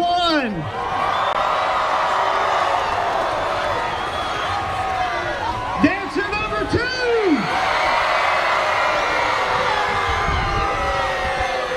Dancer number 3. And dancer number 4. What do you think? Dancer number 3. Thank you. Have a step off. We're going to go to the sideline. All right, guys, scoot in here. I've been forgotten my door. I've been All married right, a long here we time go. ago. Get it Where on. did you Let's come from? go. Where did you go? Where did you come from? Where Cotton Eye at? Joe. And I've been forgotten my door. I've been married a long time ago. Where did you come from? Where did you go? Where did you come from? Chris, I don't think you and I ever do this.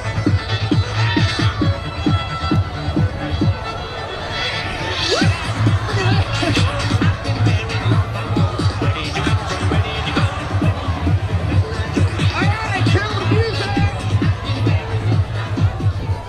Hey, that was awesome. All right, here we go. See back here? Look at the cat. Dancer number 1, let's hear it. Dancer number 2. Dancer number 3. What do you think, ladies? Who was it? Dancer number 2, step off.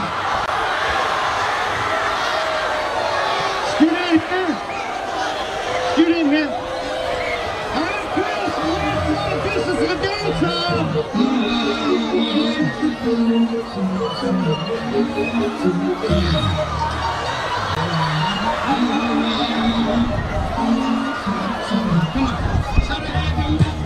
This is awesome. Keep going.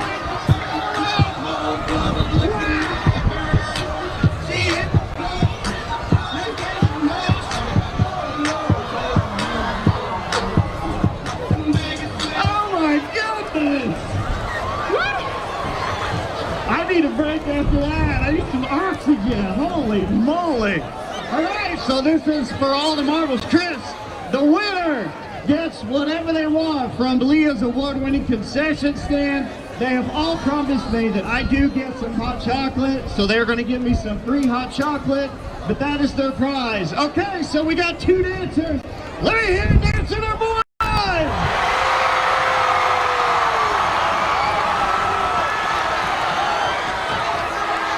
Let me hear dancer number 2!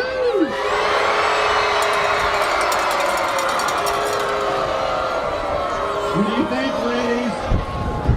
I think she got it! I think she's the winner! Grade 5. Give us your name again, where you go to school, what grade you are in. She's a 4th grader. Who's your principal at Century? Thank you, Miss Blevins, for helping us get our candidates. Congratulations. Chris, we're going back to you. All right, we'll have second half action coming up in about 5 minutes as we continue tonight's Class 6 District 3 championship game. And as you know, it's a close one, 7-10. We'll be back in about 5 minutes.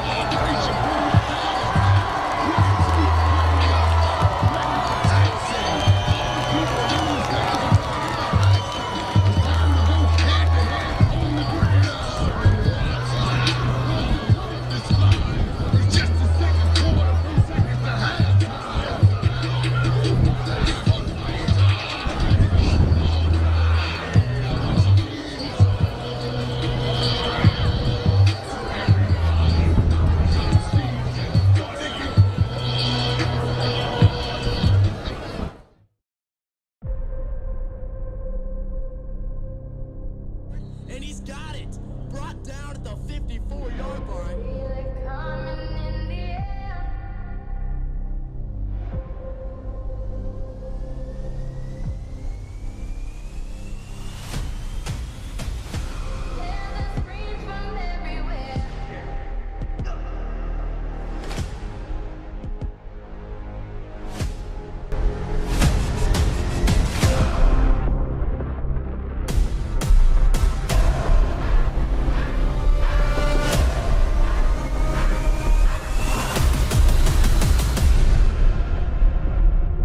Only thing that's on my mind is who's gonna run this town tonight.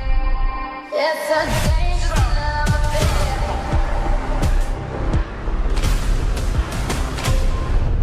Who's gonna run this town tonight? We are, yeah, I said it, we are. This is Rock Nation, pledge your allegiance.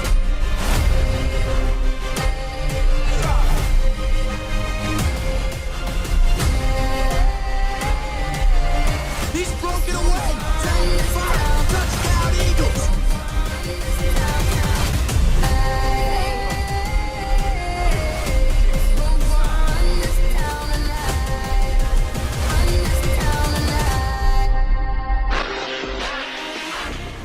Bounces outside, gets to the sideline. 30, 25, 20.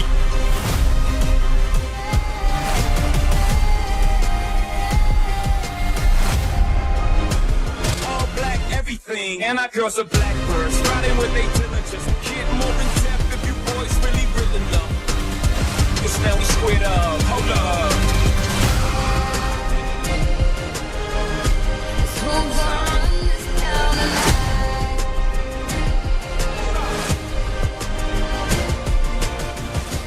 Who's gonna run this town tonight? Hold up. Hey! 24 minutes of football left to play here in the district championship. If you're just now tuning in, I'm Nate Purrier.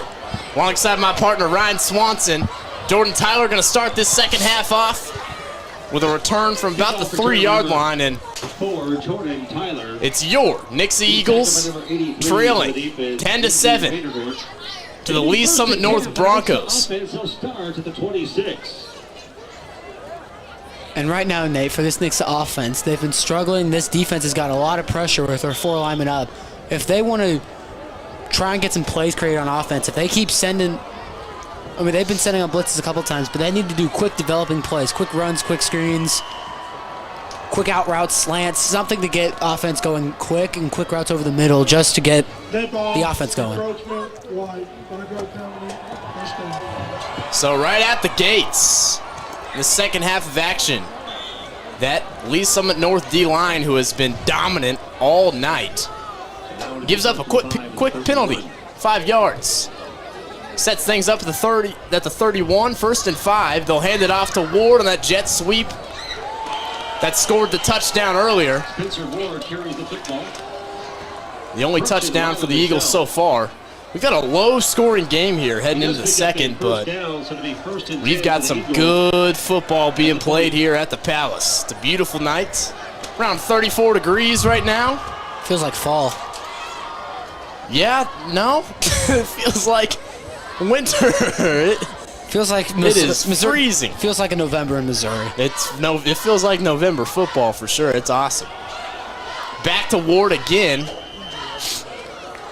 Ramon Green Jr. carries the ball to the 43. No, this time it's Green. They'll pitch it out to him. 48 for the Bronco defense. Brings up 2nd and 7. Seo Sevi. Spencer Ward getting a lot of touches tonight. Really a recent thing. Didn't really implement him into the offense till about week 8. And he's a good little mixture to throw in there. Yeah, and he's got good speed. He can get to the outside and break up field, but so far, this Lee Summit North defense has done a great job setting the edge, playing contain, making sure no one gets to the outside. They've had to fight their way up the middle, which they've been blitzing so far to start this second half. And right now, this defense is playing really well. 3rd and 6 on the 43. Knitzel hands it off. Green up the middle.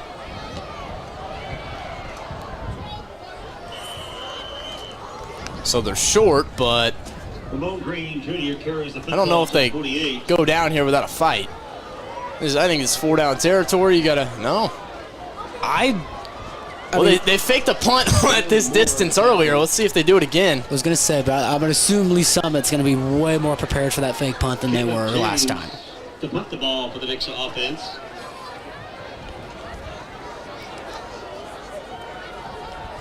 And it's another fake punt. Ward going to take it outside, trying to get that edge. He's got it! Spencer Ward having a game for himself. Spencer Ward. And Good night.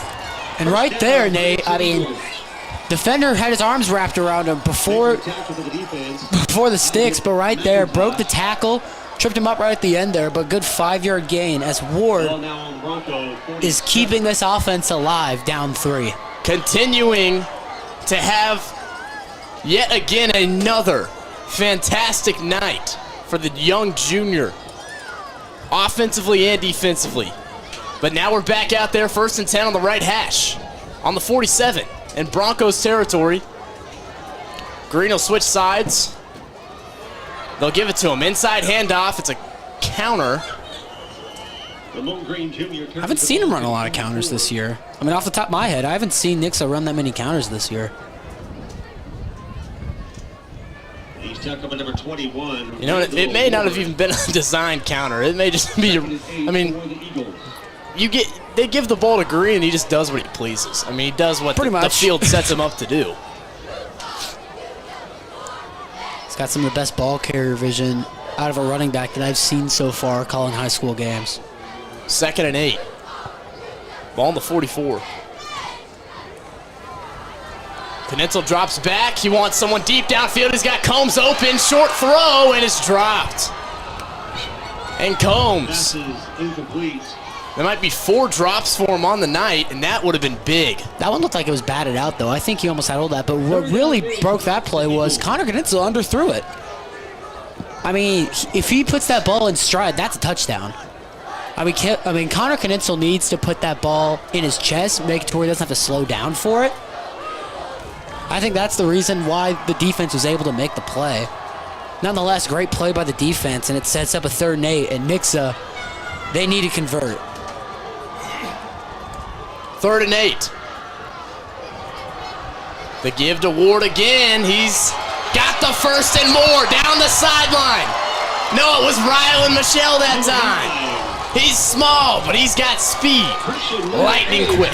And we have not seen Rylan Michelle yet that much this game, but right there, you know, him and Ward have great speed, and when they break it to the outside, they can make big plays. And right there, Lee Summit North lost contained. Michelle found a hole, and he breaks up for a huge play that gets Nixa on the border of the red zone. Michelle, I believe, the fastest player on the team. We saw it right there. Handoff, Green, inside. Follows his guys, makes his way up to about the 17, 18-yard line.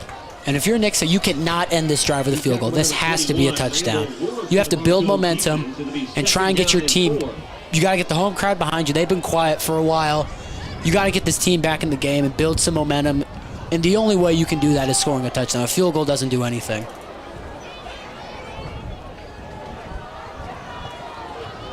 In the red zone now, the Eagles.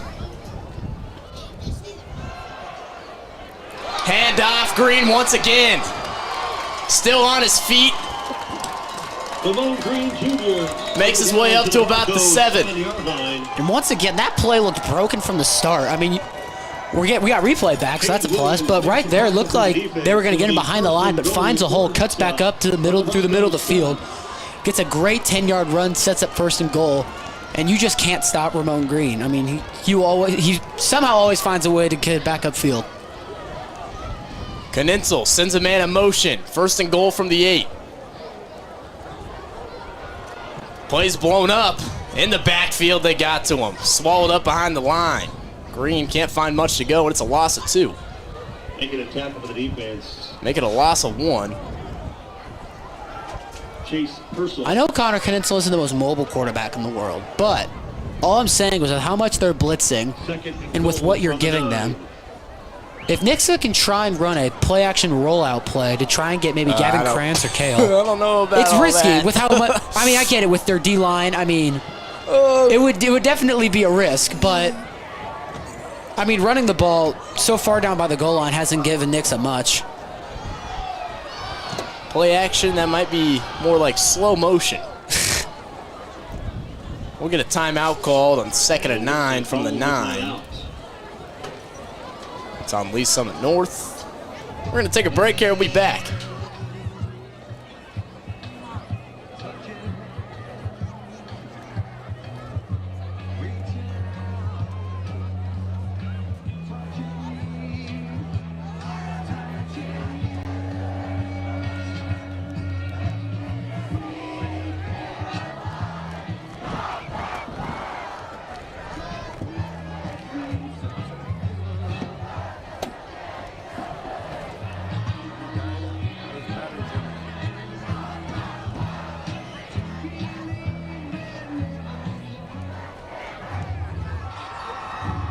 So it's going to be 2nd and 9 for the Nixa Eagles.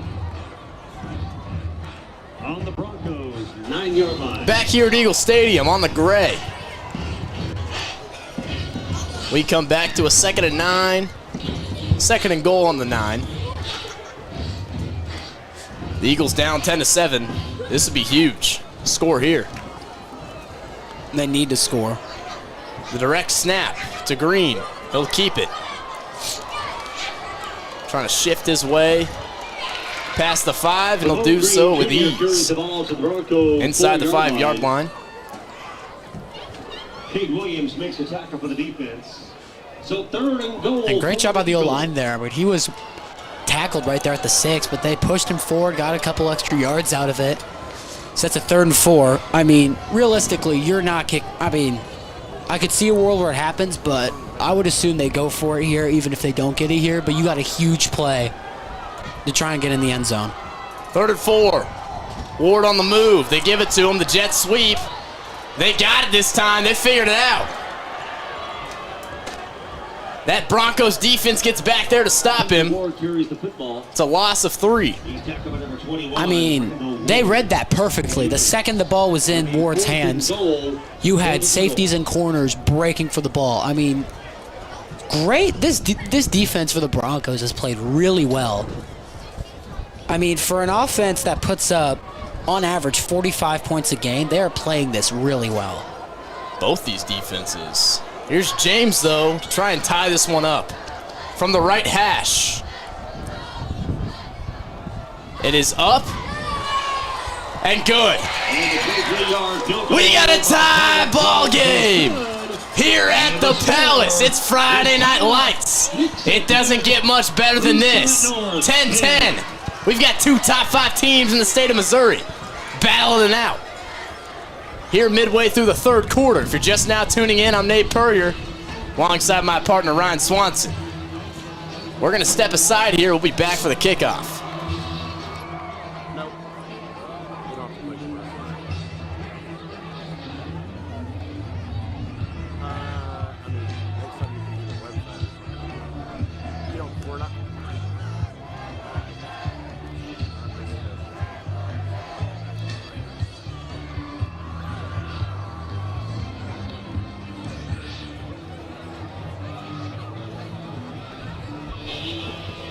Back here getting set for James to send it off.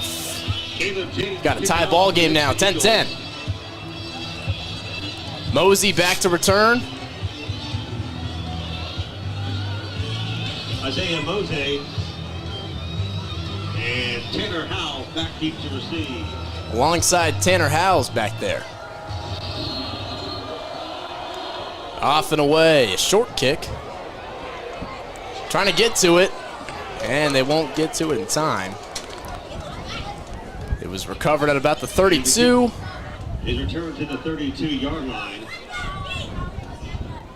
You know, Nate, one thing this defense has got to improve on if they're going to want to help take the lead in this game is that they need to get pressure. Because Ford has had all the time in the world on that last drive. Before the half ended, he had all the time in the world to make the throws that he needed to make.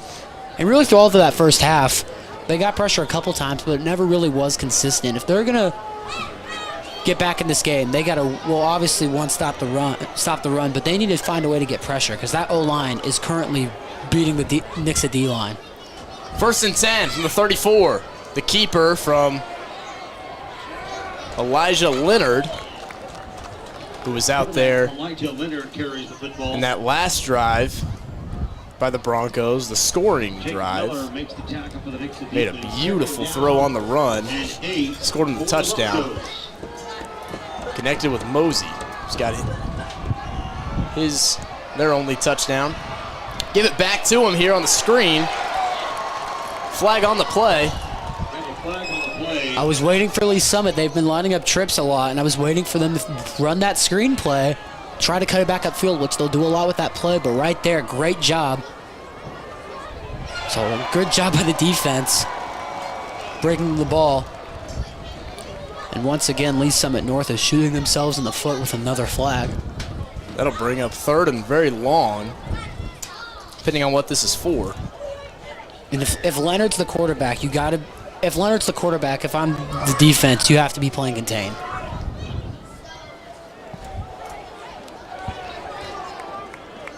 So, 40 wide receive, 3rd down. They declined it. I think it would have brought back 2nd. It would have. So, makes 3rd and 9 for the Broncos. it 3rd and long. Leonard's the quarterback. Do not let Leonard get out of the pocket.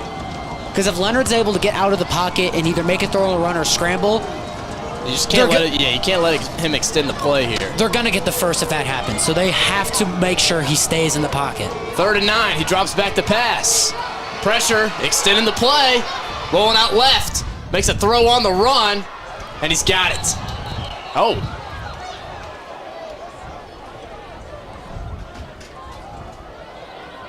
Pass was complete. So they complete the pass, get the 1st down. And there it is. That's what Leonard does best. Beautiful throw on the run. Put it right in the spot it needed to go. I mean, you have to be running contained when you play against Leonard. The second he steps on the field. Got that trips. Watch for that screen.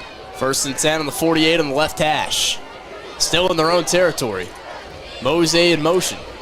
Drops back to pass once again. Leonard looking downfield. He's got someone over the middle. Off the hands. Incomplete. Intended target was Mosey. 2nd and 10 for the Broncos. And the play was there. Leonard, even though we know him as a scrambling quarterback, he can make throws in the pocket, and that was put in the right spot. Just bounced off the hands of Mosey right there. I mean, he had the play. And again, the cold probably isn't helping the receivers out at all tonight. Intended target at that time was Yasir Winston. Winston, my bad. No, I said Mosey at first. Baker, handoff inside. Makes it into Eagles territory. Quincy Baker, the ball carrier for the offense. He's tripped up at around the 49. They'll spot it at the 49.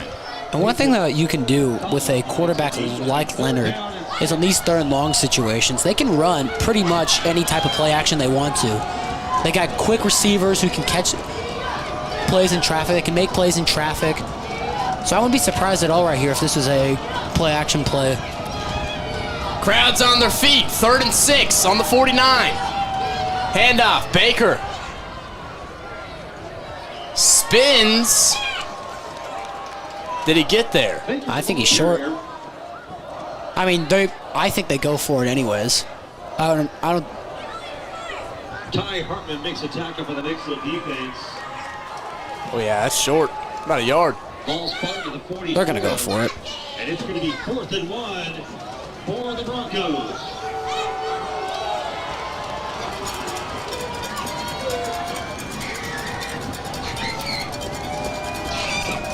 Pistol, the formation they line up in. I'm just gonna say here, this is gonna be a run up the middle. 4th and 1. Handoff Howes. Shoots up the gut. Makes his way up to the 34. I mean, he passed the first down before he even passed the O-line. I mean, that O-line played that to perfection.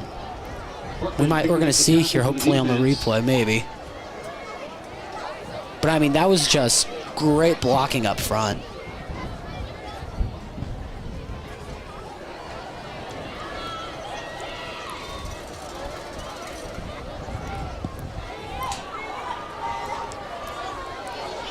The keeper, Leonard, up to about the 27. The keeps the football. Corbin Speaks picks up the tackle for the Nixa defense. Gain of 5, so it'll be 2nd and 5 for the Broncos. And the Broncos draining most of the clock. I mean, they, so far in this game, have had long drives that have either ended with points. The one drive they didn't was stopped in the red zone, but... Hand off to Howes.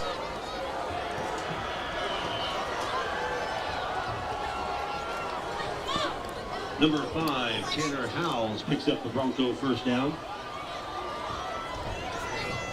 Jaden Antonelli with the tackle for the Nixa defense. 1st and 10 as they move the football to the Nixa 21. Ball on the 21.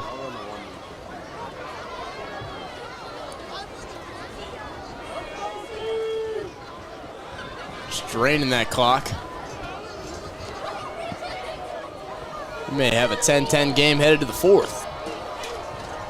Not what anybody expected, for sure. Handoff, Howes. Stopped quickly, he's met up. Wrapped up at about the 20. Well, Nate, I think one thing we were both thinking coming into this game was the team that was going to win this game was going to be the team that's able to put more points on these elite defenses. Both these teams got good offenses, but elite defenses, both allowing under 20 points the whole season. And right now, by the way this game is played, Lee Summit North has been the team that's been able to capitalize more offensively. But then again, Nixa did have that stop in the red zone earlier in the first half. 2nd and 9, 3rd quarter clock. Winding down, handoff, Howes. Howes running downhill.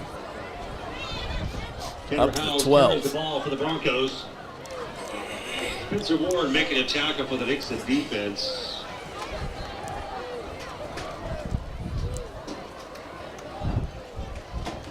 We head to the 4th. And that's going to bring it in. Tie ball game, 10-10. This one winds down. Two top 5 teams in the state of Missouri battling it out for a shot at a state championship semifinal. We'll be back with 12 more minutes to play in this one. Do not go anywhere.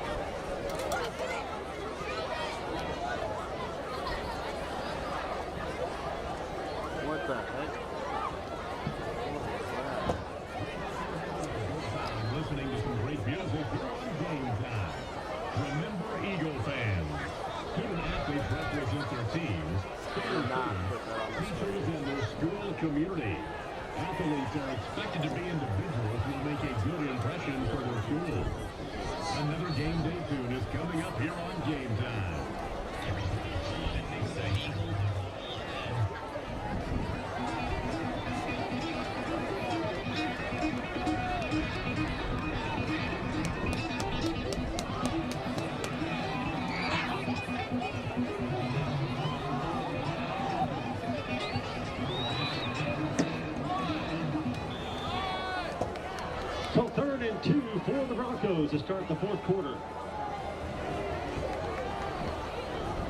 Back here in the 4th, we've got 12 minutes left.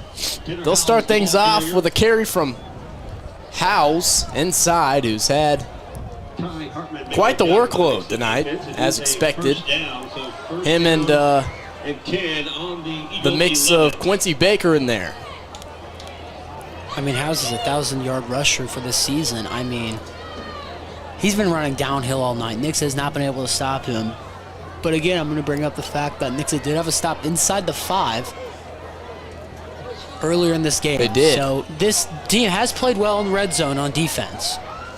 1st and 10 on the 11. Play action, rolls out right, wide open, he's got a man. Touchdown Broncos. There's the play action. They take the lead. Please Summit North Broncos. It was number 42. That's Zachary Coatsy. Number 42, Zachary Coatsy. Anytime Leonard goes on the field, you have to, I know he scrambles, he's a great runner, but you have to worry about his throw on the run, his play action. And right there, he was able to get outside the pocket. Great throw, no one was on him. And Lee Summit, well drawn up, was up 7. He was wide open. He was wide open. They played that drive perfectly. They ran it like that with him, just to have that one play action play, and the one that they ran worked. So, and they're putting the pressure on Nixa to have to go down and score, which Nixa's offense has been struggling all night. This front 4 for the Broncos has been getting pressure all night. With 11:24 left in the 4th, this offense has to make a play.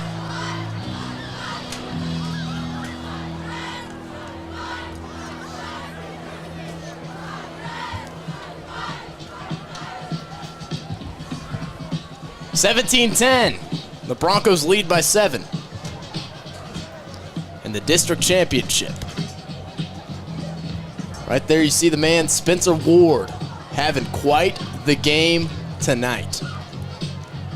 Scored Nixa's only touchdown, been hostile defensively, and had some other important carries.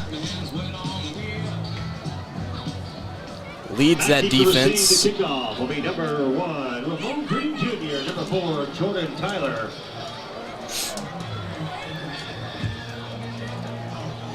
So they send it off. And the kick went out of bounds near the 20. Kick goes out of bounds.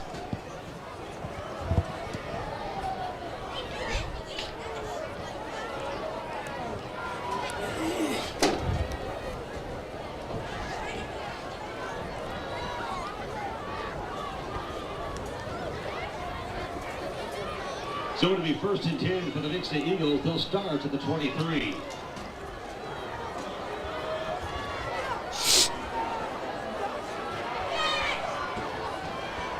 Right now, DeSmet beating Rockbridge 30-7. So it looks like, well, that's at the half. So as of now, whoever wins this game, looks like they're playing DeSmet. And that time it was Green, who was met at the hole pretty hard. Still good gain of about 3. Brings up 2nd and 7.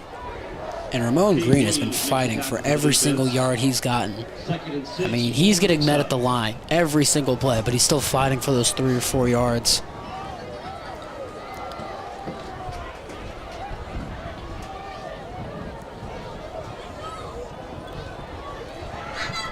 Second and 6 on the 27. Handoff back to Green inside. And they can't get much going there either. Williams DeMary making the tackle for the Bronco defense. It'll be 3rd and 6 for Nixa.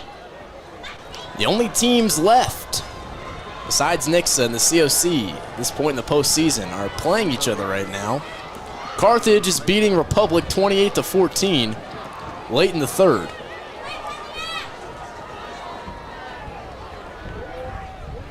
On 3rd and 6, Knitzel wants to pass down the field, and no flag on the play. Intercepted by number 10 for the defense. Ooh, he couldn't even get to that ball. Yeah. That is horrible. We get a replay. Let's get a replay on that. Please. It was working to start the... Let's get a replay on that. ASAP. Is it still working, or? I'm not sure. I don't know, but there was a lot of contact. Yeah. I'm kind of shocked that that wasn't called. Yeah, I don't think Engelman could even get to that ball. In all fairness, it did look a little bit underthrown from the angle that it took, but then again, there were two guys right on him, so even if it wasn't, I don't think he could have made the play. But this defense now, 10:06 left. If you don't get a stop here, and if Lee Summit North goes down and scores,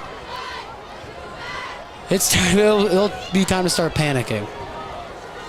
This defense has to hold the line. Fakes the handoff, play action. It's Ford back out there. No, it's Leonard. Elijah Leonard carries the football. Looks like they figured out who they want in this one. Second down. Well, he's been the better matchup against this Eagles team. I mean, every time he gets outside the pocket, he's been able to make a play, either scrambling up fields for a first down or making a great throw on the run. And even plays where he's had to sit back in the pocket and he hasn't been able to get outside, he still made throws.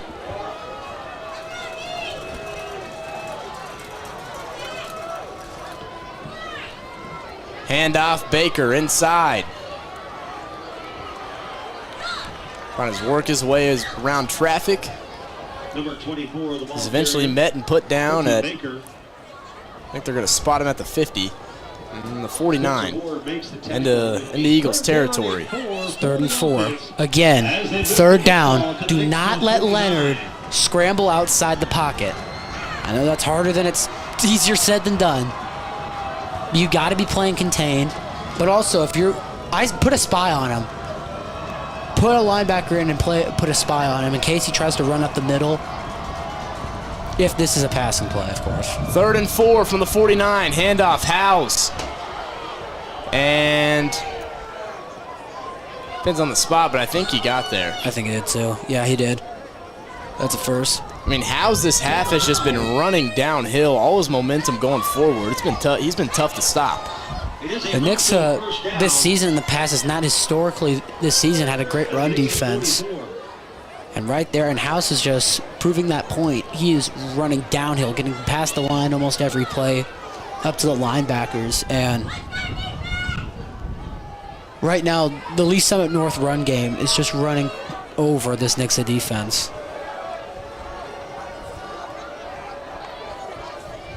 Handoff, Howes. Back to him, but not much going there. About a gain of 2. Howes, the ball carrier for the Broncos. Ty Hartman making a tackle for the Nixa defense. Now, Nixa, again, easier said than done. But if they can get a 1 to 2 yard, stop their run game for 1 to 2 yards, if they run it here, you set up a 3rd and long, which is going to force Lee Summit North to throw the ball, which they've done well through the air. They're effective through the air. But they're way more dangerous on the ground. So Nixa has to find a way to make this a 3rd and long.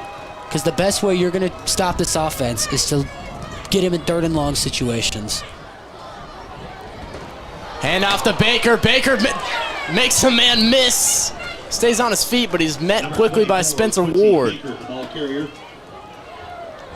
Spencer Ward makes the tackle for the Nixa. And this is the problem you face when you play teams that are really good at running the ball, and that's what they do. And this is what Lee Summit North does, is that they'll take large parts of the clock out and still gain first downs.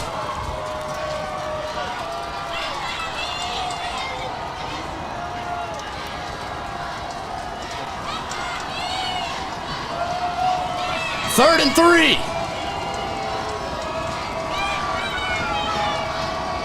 Leonard, handoff, Baker.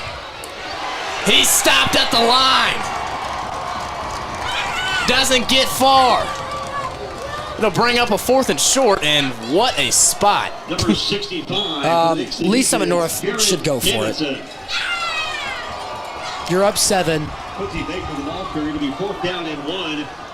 Yeah, as I expected, the offense is staying on the field, because if you punt this ball, they had that weird thing earlier. It looked like they were running a 4th down, and then they punted it. That was really weird. You've got to make a stop here if you're Nixa.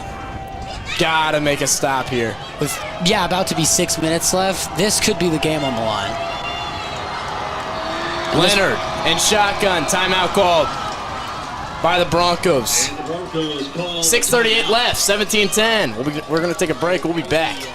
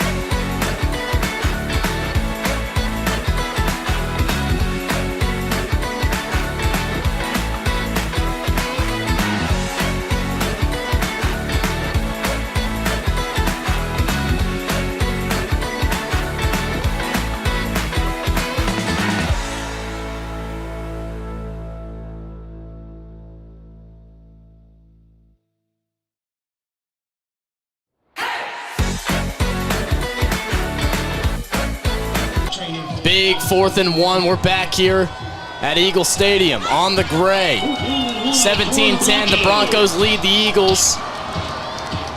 This is probably a run. You got to hold the middle. The district championship. 4th and 1. Can the Eagles defense make a stand? Handoff. It's House. He's got it.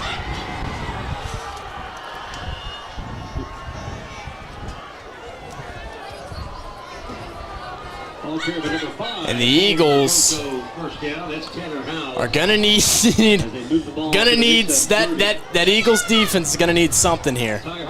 I say, because you're down 7 already. You're about to be under 6 minutes left to play. I say send a corner or send a safety. And you said it earlier, Nate, during the break. Send Spencer Ward. And I'd say send it to Landon's blind side. You get lucky, they throw the ball, and you can get a chance to sack. 3 out wide, bunched up on the right. They'll hand it off, though, here to Howes. Another 5 yards for the big running back. And with the way Lee Summit North is running this ball, if they score here, things will look are not going to look good for the Nixa Eagles. They have to find a way to get a stop here. Or best case scenario, find a way to create a turnover. The ball security of the Broncos has been really good. But the second you are crowded together, Perry needs to tell every single one of his guys to punch the ball. Punch the ball. Try and create something. 2nd and 4. Leonard. The big QB makes his way up past the 20. Gets the first down and more. There's a flag, though. It's going to be on the Broncos.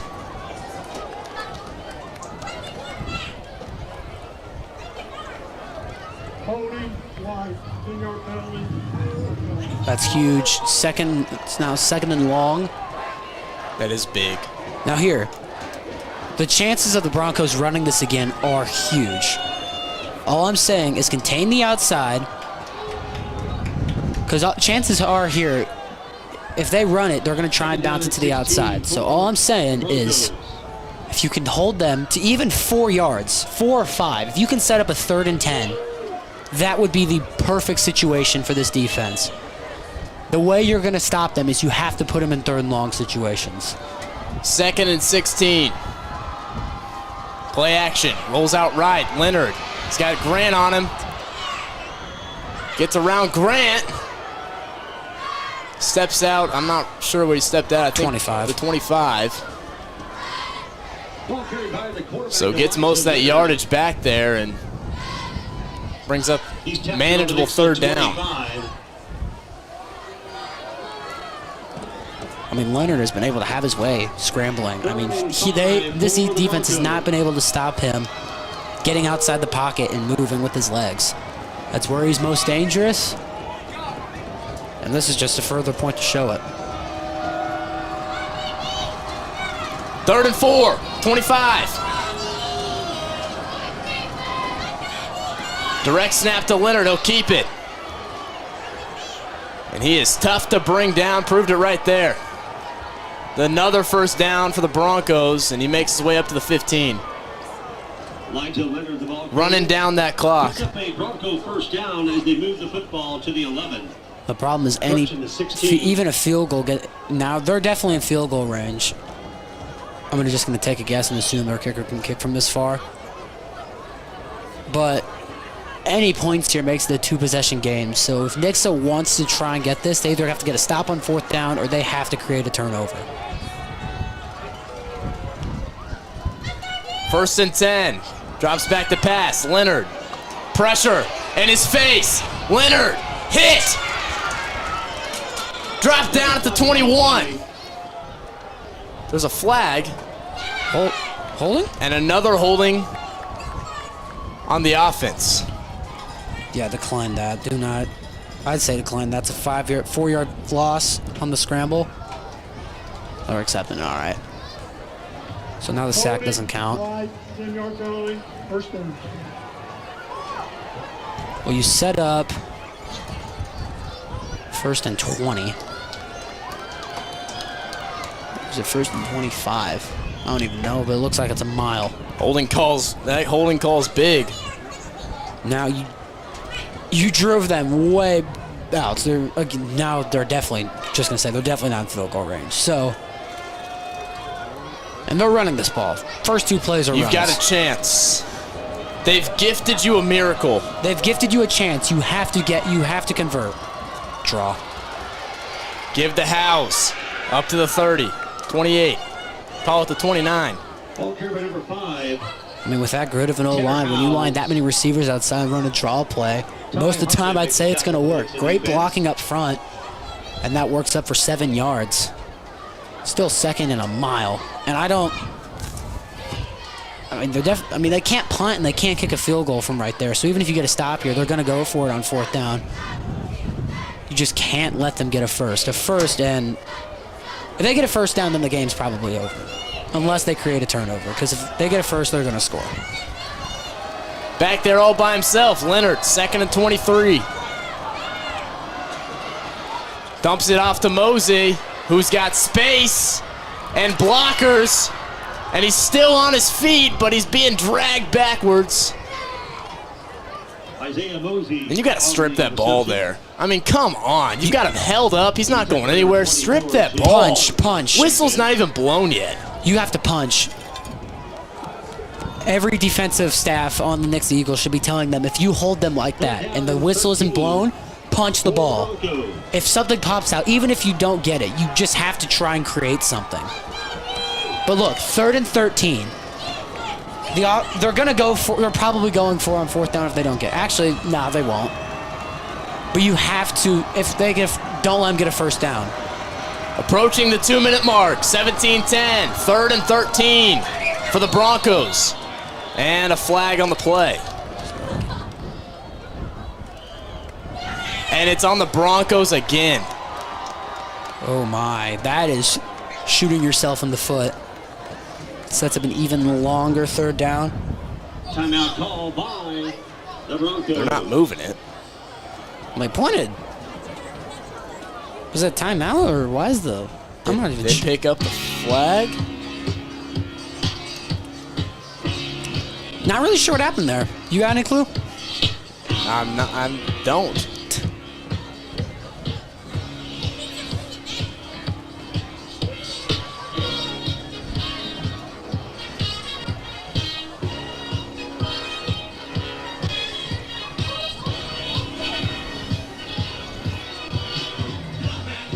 You have 209. We know Nix's offense can score quick. We know that.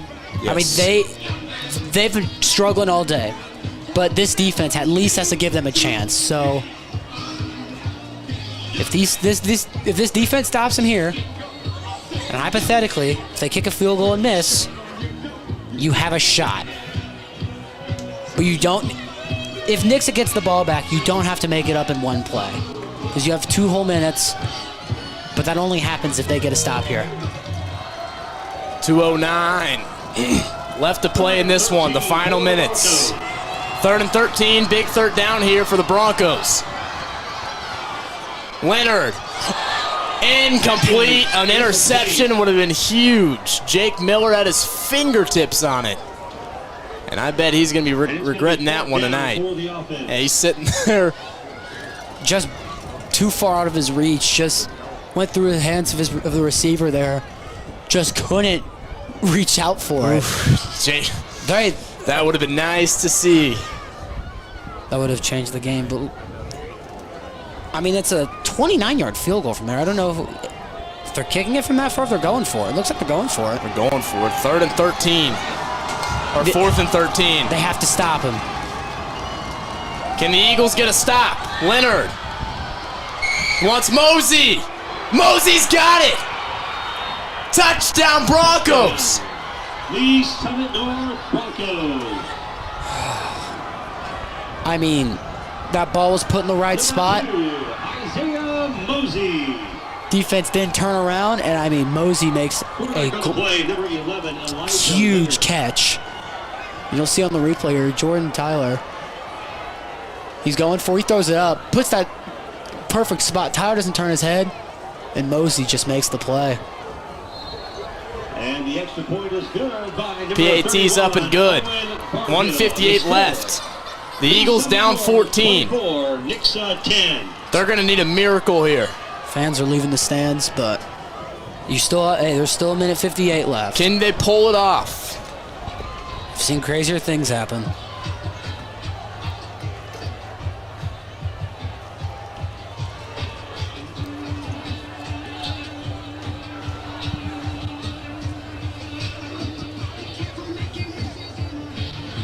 Sad to see all these fans leaving. We've still got a minute 58 left in football. If you left this game early tonight and the Eagles end up losing this, I don't want to see you at the home opener, personally. I don't. I really don't. It's playoff football. I understand why you would leave. Regardless if your team's losing or not, you're not going to watch that much high school playoff football in your life. I mean, you wouldn't leave a Chiefs playoff game. 24-10. Can the Eagles come up with something out of the bag of tricks? Kickoff is returned to near the 33-yard line. If you're the offense, though, you have to get back in it. Don't think about it's 14 points. Don't think about any of that. Focus on the one play you got. Focus on the drive you have to do. And just focus on what you have to do on the field. Just go out there, and if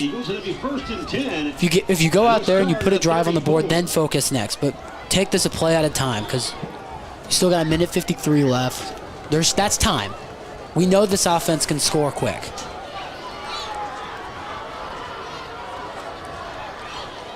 First and 10. Knitzel drops back, wants to throw. Ball's batted down. Passes tipped to the line of scrimmage. The real problem is that Connor Knitzel doesn't have enough time for a long developing play. Like the pocket was collapsing there. Can't speak today. Pocket was collapsing. Didn't really have many places to go with the ball, so he just tried to throw it, and it was swat at the line. Good play by the defense. Knitzel drops back again. Down the field, he wants Combs. He's got him open. Combs can't get there. Passes incomplete. He just put it in front of him. That's a touchdown. That's a touchdown. That's the second play this game where Knitzel's had the play there and just overthrows it. Hey, 3rd and 10. Listen, the play's behind you. Go back out on the field. Try and run another play. There's still time.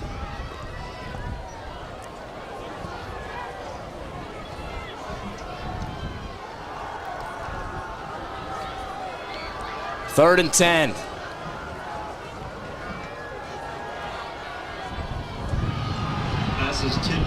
Knitzel's ball blocked again. The Eagles need a miracle here. Down. This defensive line has played great. Not even just by getting pressure, but getting the hands up. Been able to knock the ball down.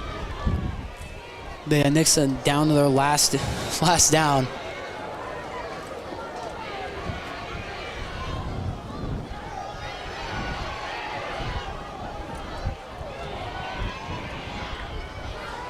Knitzel drops back.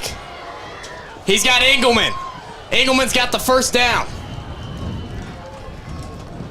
Pass is complete to number 3. Clock will stop for the Chains. 1:32. First down for the Nixa Eagles. And they'll get back going. All right, you quickly. You're all right. You're all right. You got it first. Knitzel down the field. He wants Engelman. Passes incomplete. Overthrown again. Can't get to it.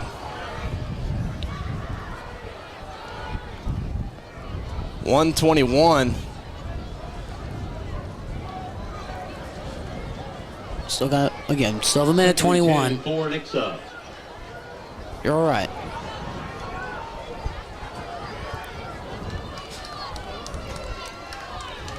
.121 on the clock. Knitzel drops back. Pressure. Hit as he throws. It's picked off. The Broncos put the nail in the coffin. Pass is intercepted by number 12. And the Eagles, the 2022 season, filled with memories that this town will never forget. What a year it has been.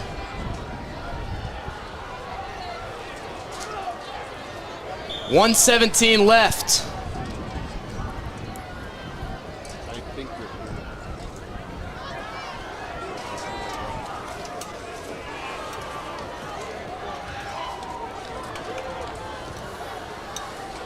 Victory formation.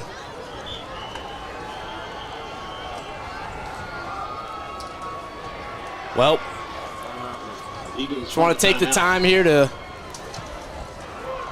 thank everyone that's been tuning in these last 3 years. Definitely been a journey. I want to thank Jordan Burns, who walked into my star classroom freshman year and changed my life. Throughout this game, we ask that all spectators continue to display good sportsmanship even after tonight's game is over. These past 3 years, calling Nixa football, just being a part of this program,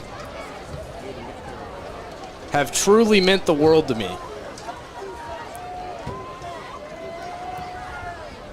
And it has, and I think I can say that for everybody in this building right now. Everyone stand behind for the last minute 14 of the 2022 Nixa football season.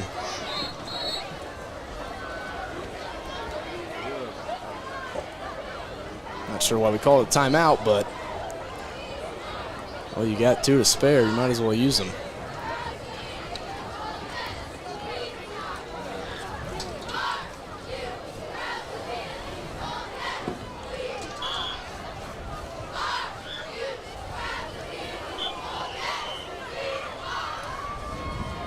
Nate, it was an honor calling these games with you.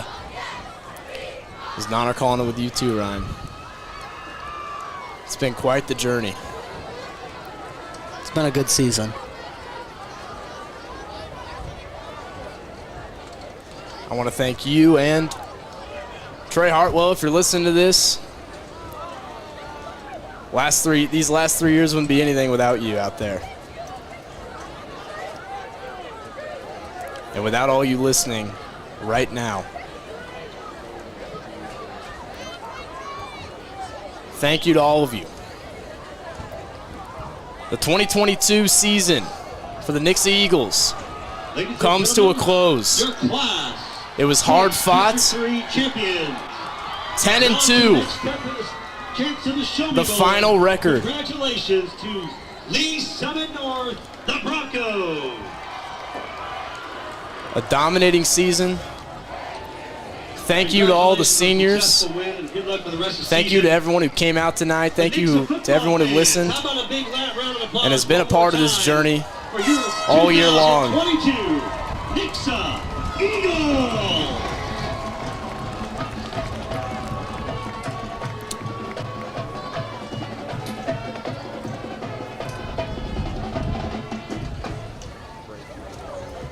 The final, 24-10. Well, once again, thanks for visiting Nixa.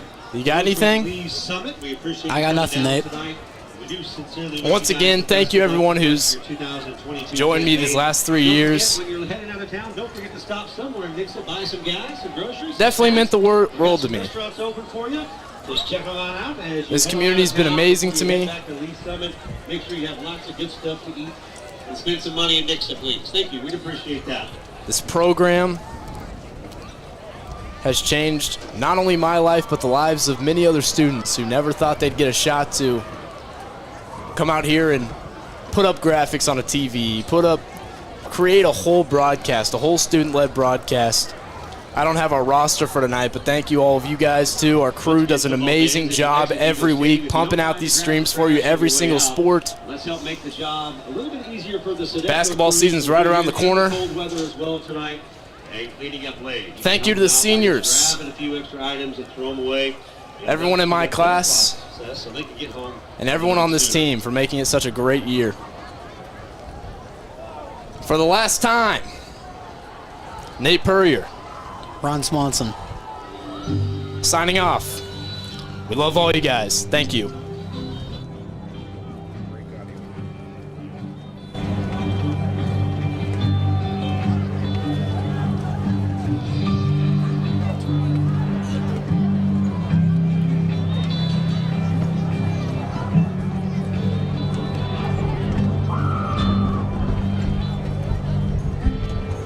I feel that chill, smell that fresh cut grass. Back in my helmet, please for photograph. Standing there in the huddle, listening to the call. Fans going crazy, the boys are fun.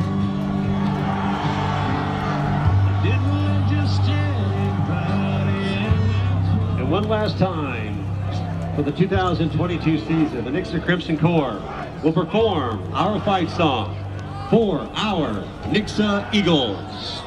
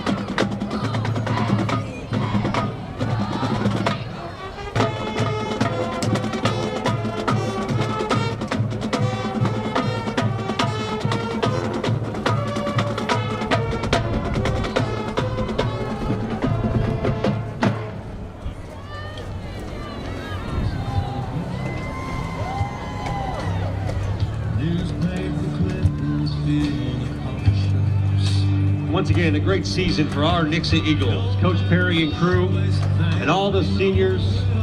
We enjoyed watching you in each and every night, each and every game. And even though this is your last Friday night football game, your memories and some of your stats and records will go on in history for a long time in Eagle football. And we wish you the very best of luck. And until next season, we'll be back here next fall for some more Friday night football. On behalf of Gary Calhoun, Brock Lancet, Ryan Steele, and myself,